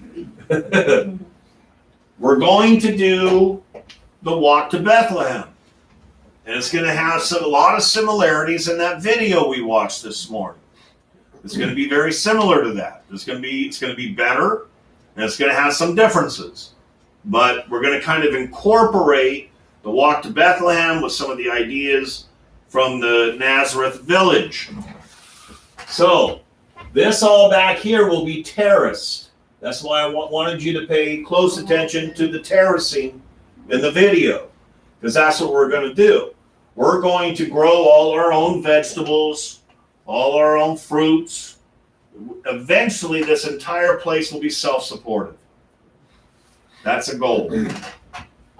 Some things we'll be able to start right away. Some things will take a little bit longer to incorporate. So I'm going to make a section here that will be in the shape of Israel. Okay? So when they pull, look how tiny these cars are. Imagine we're going to have stations along the outside, on the inside. Think about a station is about the size of a minivan. Okay? So if I was to take one of these vehicles and place it in here, how many of those stations do you think I could put in here? 60. A lot. A lot. Okay? So they'll pull in the tourists. It's going to be a tourist thing too. We're going to be drawing people to Wenatchee to come and see this. One of the many things that Justin is really good at is PR. He's really, really good at it. I'll also be using some contacts that I know. I'm going to be contacting 100 Huntley Street up in Canada. It's a show that I've been on. It's a national show. It's the biggest Christian television show in Canada. My parents were on that show, both of them. So I'm going to be contacting David Maines and saying, can you promote this on your show? Now, Canada's a big place. I don't know if people, from the Midwest to the East will come. But I do believe people from Penticton, Osoyoos, all these places just on the other side of the border north of us would come, even clear to Vancouver. So you got Vancouver, Surrey, Chilliwack, all of those places would be targets for us. Plus a lot of people in America. You guys remember I showed you the thing about the Noah's Ark exhibit? Millions of people go there. Millions. Okay? So that's kind of like what we're looking at for that. So here's the idea. They'd pull in, and they would start up here in the goal line. I'm going to find some way to either like kind of raise this a little bit in some places, but I want them to be able to, when they get out of their car and come here, I want them to be able to look down and say, wow, that's the shape of Israel. I want them to see that. And the idea behind this is there's a lot of people that can't go to Israel, okay? Either for travel, it's hard to travel that far, or they don't have the finances to do it, various reasons. So I want this to be, Justin's saying something.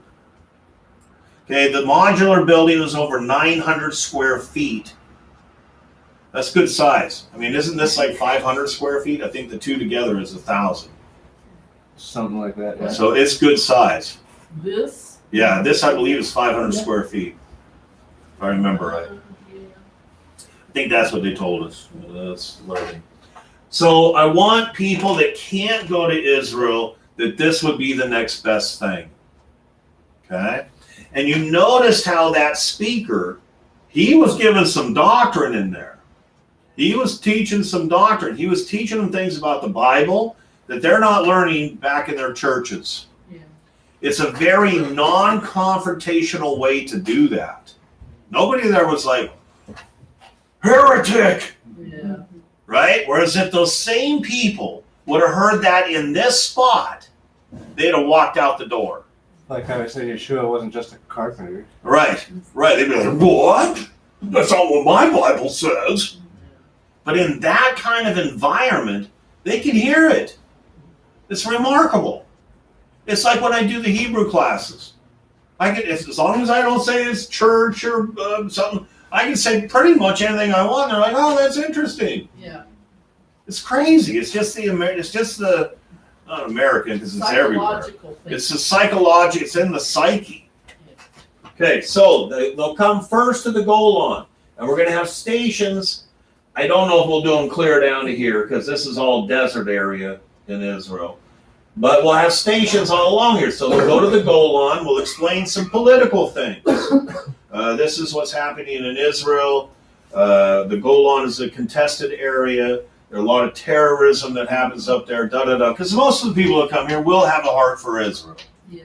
Most of them will be Christians, so at least they're not most of them. They're not going to be like, I hate the Jews. Hopefully.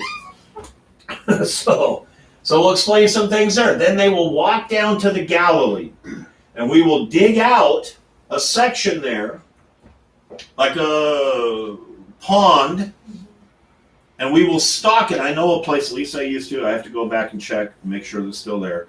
But there's a place here in America that ships live fish. And they have Galilean sardines. I was going to do the fish tank table like this. And St. Peter's fish. And we will stock it. Now, I'm just giving you an overview here. Yeah. I know some of you are sitting there saying, well, what about wildlife game? And what about this? What about that? Da, da, da, da. I'm just giving you an overview. We haven't worked out all the details. Right. Okay? So we will stock that with those fish. And we will have a guide, which probably is going to be Justin and Rabbi Yosef, because this is their precursor, because they're eventually going to take over Torah Light Tours.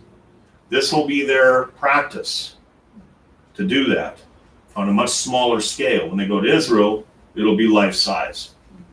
But this is a good practice for them to start doing this. Because I'm getting to the age, I'm not taking tours no more. I'm going to retire before I'm not doing it. I'm not doing it. So they could go there and they would explain, and we may even have like a guy there. Remember the fish teaching we did? Mm-hmm. Not the fish symbol. Actually talk about how they fished in the Galilee. You could tell by a certain boat that they were in what they were fishing for. How many of you have seen the Jesus boat? Donna, I think you've seen it. Mark's seen it. There's a boat in Israel that they discovered, a first century boat. And someone will say this is the boat that Jesus was in. But it probably is. Who knows? But it is a good example. It is a real first century fishing boat. me and Yosef talked about actually recreating that boat and putting it on the side of the Sea of Galilee here, right? So this is another thing that can happen. You have people that go on a tour to Israel. They come back and they tell all their friends, oh, well, I went to say it was the Jesus boat. It was so cool, da-da-da. Somebody who's been here be like, I did something similar. I did something like that. I did it at the Beit Avenu, what do we call it? Beit Avenu tour thing, Israel tour thing, whatever. Walk to Bethlehem. And then they say, and then we're going to talk about some other things. So they go to the Galilee. We'll have an actual river that comes down here, right about this area, because, they do it in Israel up here, the baptismals, which is probably not where Yeshua did it. He probably did it closer to the Dead Sea, down by where John the Baptist was, Yochanan the Immerser was actually doing the mikvahs. So we'll have it dug down in there, deep enough where people could come here and do a mikvah. Right? So their friends come out, I was in Israel, I did a baptism in the Jordan. Be like, I did that too. Different Jordan, but I did it in the Jordan. Right? So then they go on down to the Dead Sea. This will be about the size of a pool. If you look at this in comparison to the size of this land, that's about right. That's about the size of a large pool. We'll fill it full. We'll have it lined out again, fish and game. Who knows? I don't know how all that stuff works. We will. We'll find out. And we'll pour a bunch of salt in there. So at least the little kids, if they wanted to, could go in there and actually float. They could float. So their friends come back, we were in the desert. You could float in that? Like, oh, yeah, I did that. I did something very similar to that, and I was floating. Right? This is their experience. So then they would come up to like Jerusalem, and there we will recreate a first century tomb with the rolling stone, just like Yeshua would have been in. We'll recreate this stuff. There's ways to do it with concrete and facing stone to make it look like it's real. So we'll recreate that. That whole synagogue they showed in that video was recreated. And that was in Israel. We're going to get to the synagogue part in a minute. So then they'll go to Jerusalem, then they'll go, and I'm just giving you a couple of the highlights. They'll go to Yaffo, where we'll have Simon the Tanner's house.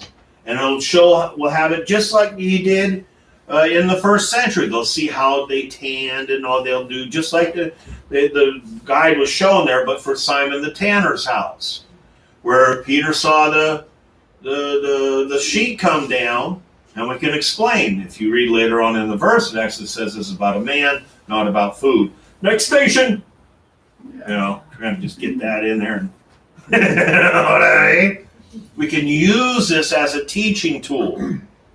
Okay? Now, it won't be exactly, me and Yosef had this discussion, it won't be exactly like Simon the Tanner's because it'd be too stinky. So we'll just have the tools and stuff like that. We're not going to actually be tanning stuff there. And anyways. So they'll go from Yaffo up to Haifa. And in Haifa, we'll recreate Elijah's cave. That's the biggest site to see. I'm thinking of all the major sites that the typical tourist goes to in Israel.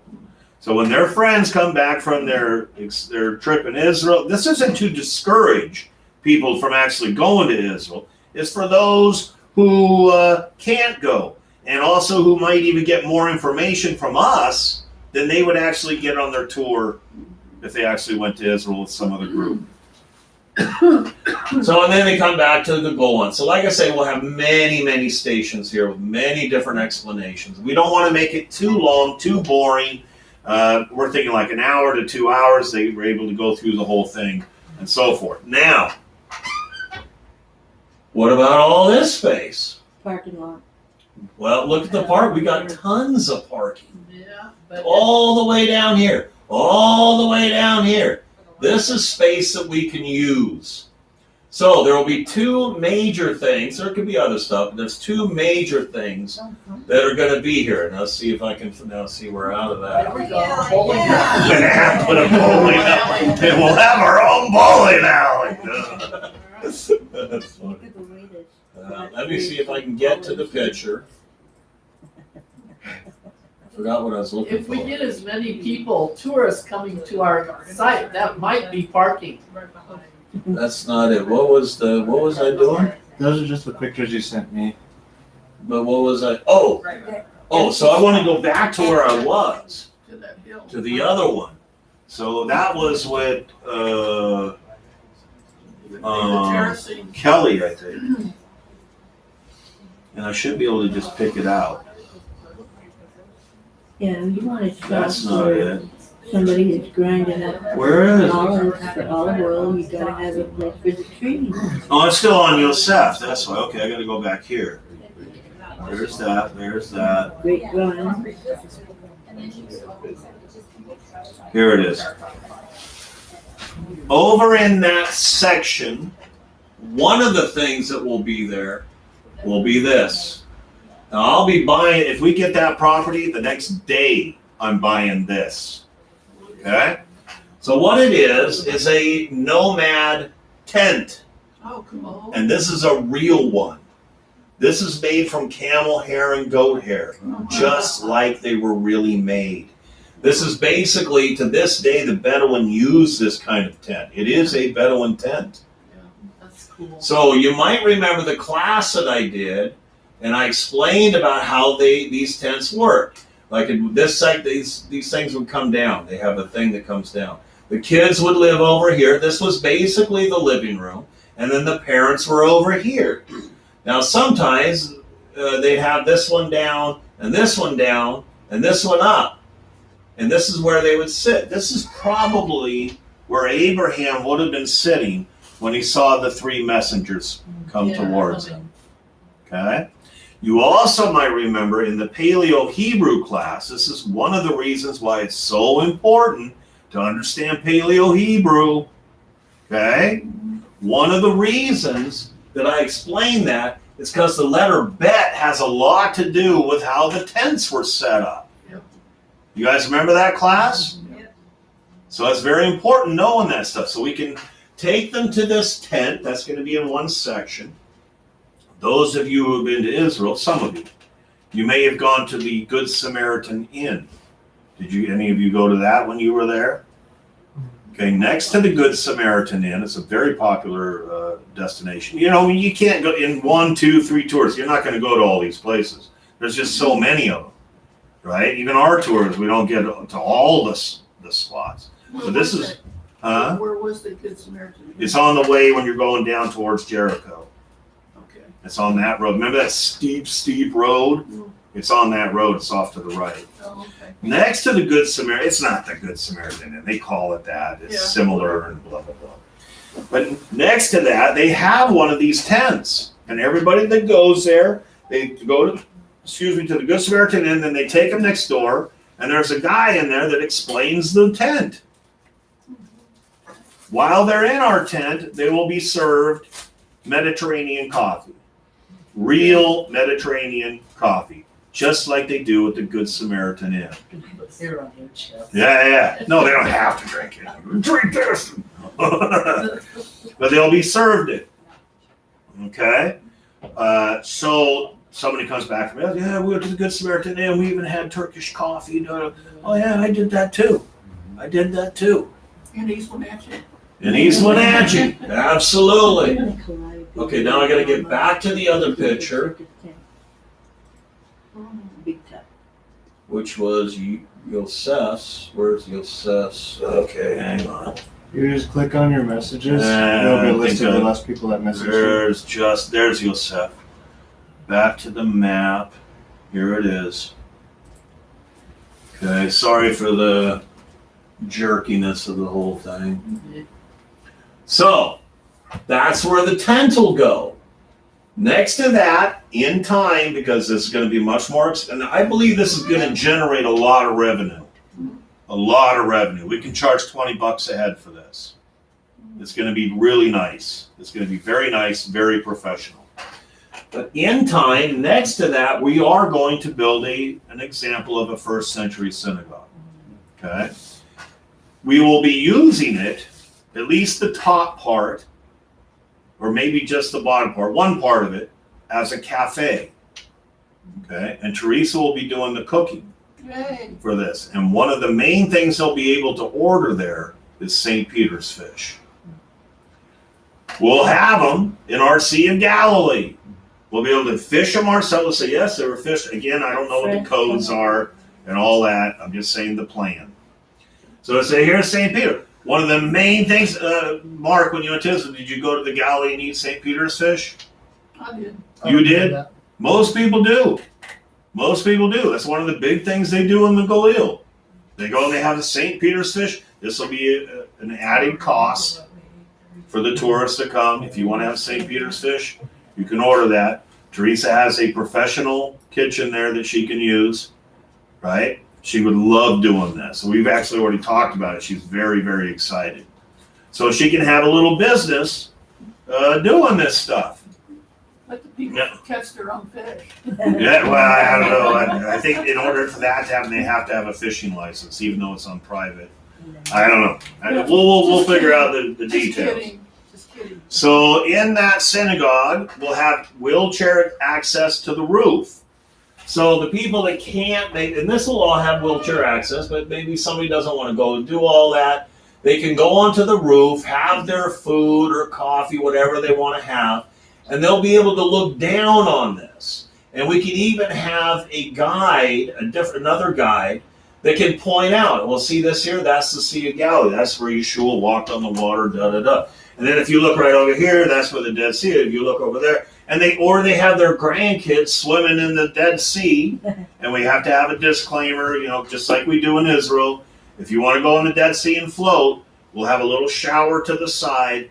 If you have sensitive skin, you may not want to do this because it can sting on all your softer parts, and it can hurt. Yeah. So we'll have the disclaimer. If you want to do this, just like we do in Israel, just be aware that some people with sensitive skin, this could be a painful experience. Yeah, if you drink the water and die. Yeah, and you don't drink the water. Keep your eyes. Don't get it in your eyes, and blah blah blah. So they'd be able to sit up there and watch as their grandkids or kids or whatever go through this tour. How about some golf carts? Yeah, something like that. Something like that. You never know. We'll work it all out. This area down here will be also for housing, because like Robert, he has his own trailer that he wants to bring up, and Nancy might get a trailer that she can put on there. So they'll live over in this section. We want to keep this part separate from this part. Now, after they go through the tours, we can use a little wisdom during the tours, and we see somebody that has good questions. They're really enjoying what they're seeing. And they're like, where can I learn more about this? We're over there, right there. And they may be ones that sign up for the yeshiva. And if they're out of state, we say we have housing. Teresa will be doing the meals for the students, breakfast, lunch, and dinner. She'll be putting that stuff out.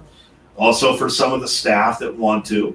Everybody has to pay for this stuff. It's, if they want it like that, they pay for it. It's part of her business. And locals will probably want to even come once they start trying her food. They're going to want to come just to have Indian dinner, So that'll give her something to do as well. So that's pretty much the plan of what we're going to do. In the time, we'll be putting solar panels on the roofs so that we can be completely. We have city water, but we will probably, if allowed, we'll probably also drill down the line, drill a well, so we'll be fully self-contained. What do you guys think so far? Yeah.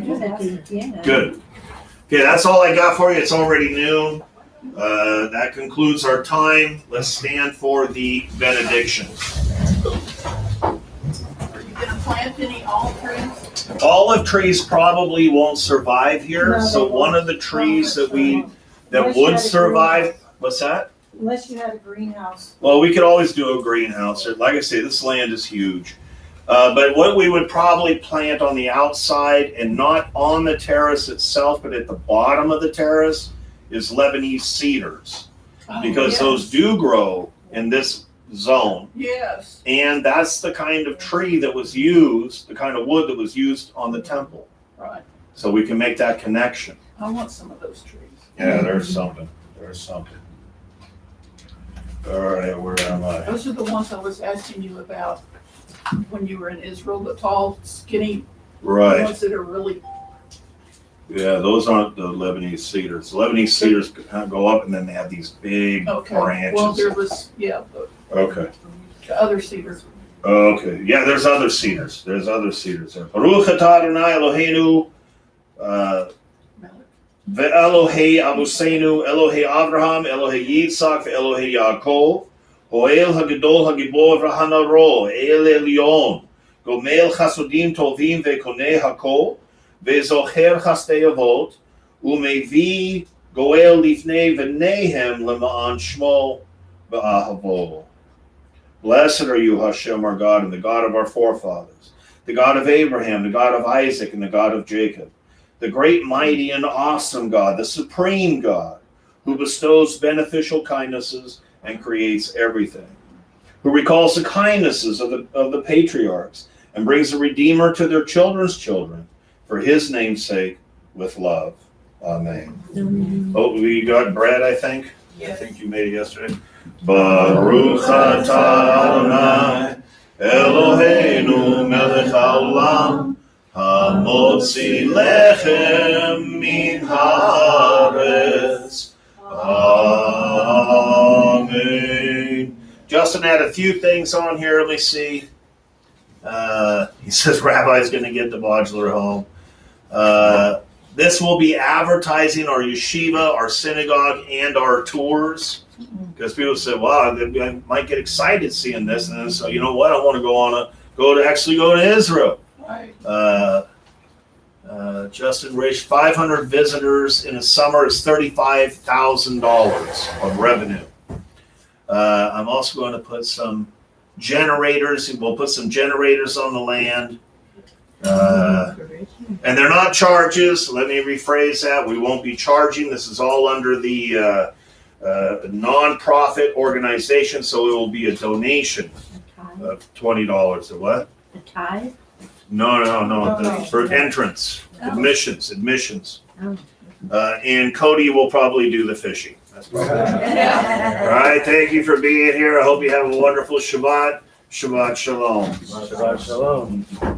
I have a suggestion Yes, for you. absolutely. For the dogs, you don't want to put fake grass. Okay, so what's good Think for about us? when they urinate. Right. You need something that will soak in. Well, yeah, there'll probably be something underneath I would that. just put, yeah, but then it's gonna smell. Then it's gonna stink. I would just have regular grass. Put regular grass on there. Okay, we could. I don't know. It's got concrete there already, Yeah. so I don't think we're gonna dig up the concrete. Oh, Clover We'll see. grows on top of concrete. Oh, clover. Stupid We'll see. and weird and beautiful. yeah. Yeah. Something. Something. We'll Otherwise it'll- all the details. You know. Right over it. Yeah, I mean all the details we'll work out when we get to it. Right. You remember our property? Yes.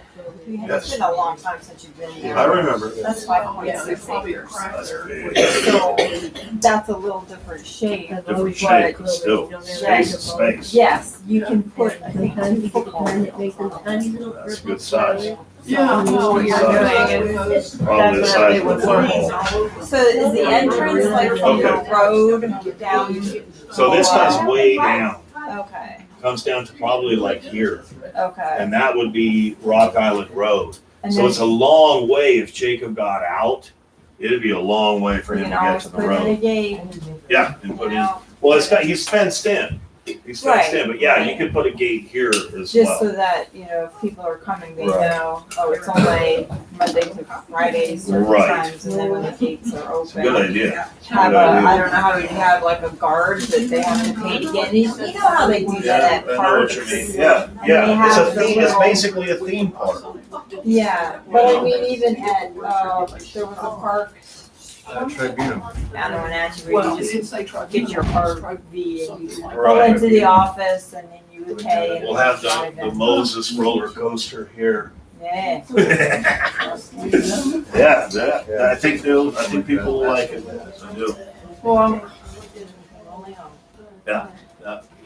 If not, we'll use it I ourselves. was thinking was tribunal. We'll use the mikvah ourselves, it'll be our own, the other thing I was telling Kelly, cause Kelly wants to do he does all our video and all that stuff. I sit there along the Dead Sea, and I mean, all these places I can do classes in front of Yeshua's tomb. I could be sitting there doing a class. It'd be great on video. Yeah. Yeah. Then I won't have to do all the classes in Israel in actuality. A lot of them here. I like the parking. Mark, good to see you. Donna, good to see you. God bless you guys. We'll see you. Oh, what was the word? You said it was Latin power. I think it's tribunal. Tribunal? Let me double check it. I'm pretty sure it's tribunal. A lot of this I did off the top of my head, you know what I mean? Well, yeah. There's not an actual teaching for it. Right. On the tax. Let me see. Oh yeah, we're gonna name a building, one of the buildings after Peter.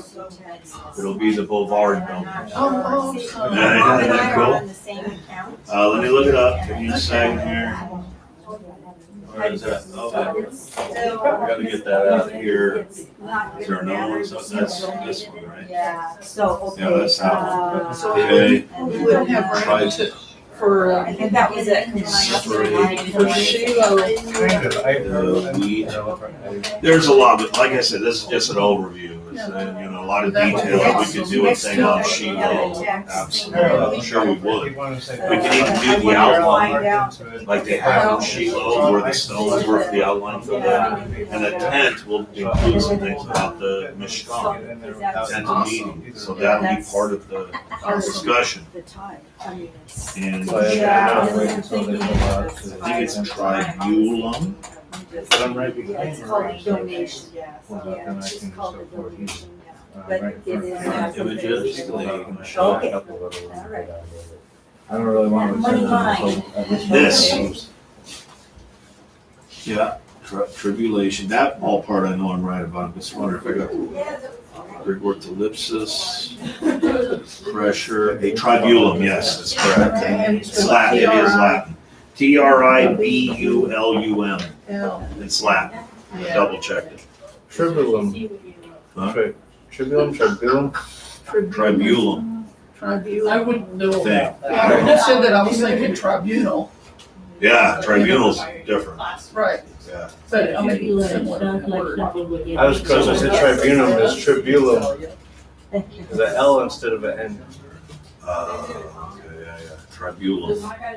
Right. All right, thank you, Rabbi. Thank you. Blessings. Blessings, Shabbat Shalom. I got to talk to Ruthie last night. Good week. She's doing good. She was funny. We had a good talk. She was funny. Hey, Rachel.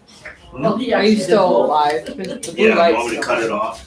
Well, I'm not going to talk about anything important. I just want you to forget that you're still screaming. Is there a crime you'd like to report? No. Blessings to all you online. Shalom, shalom. And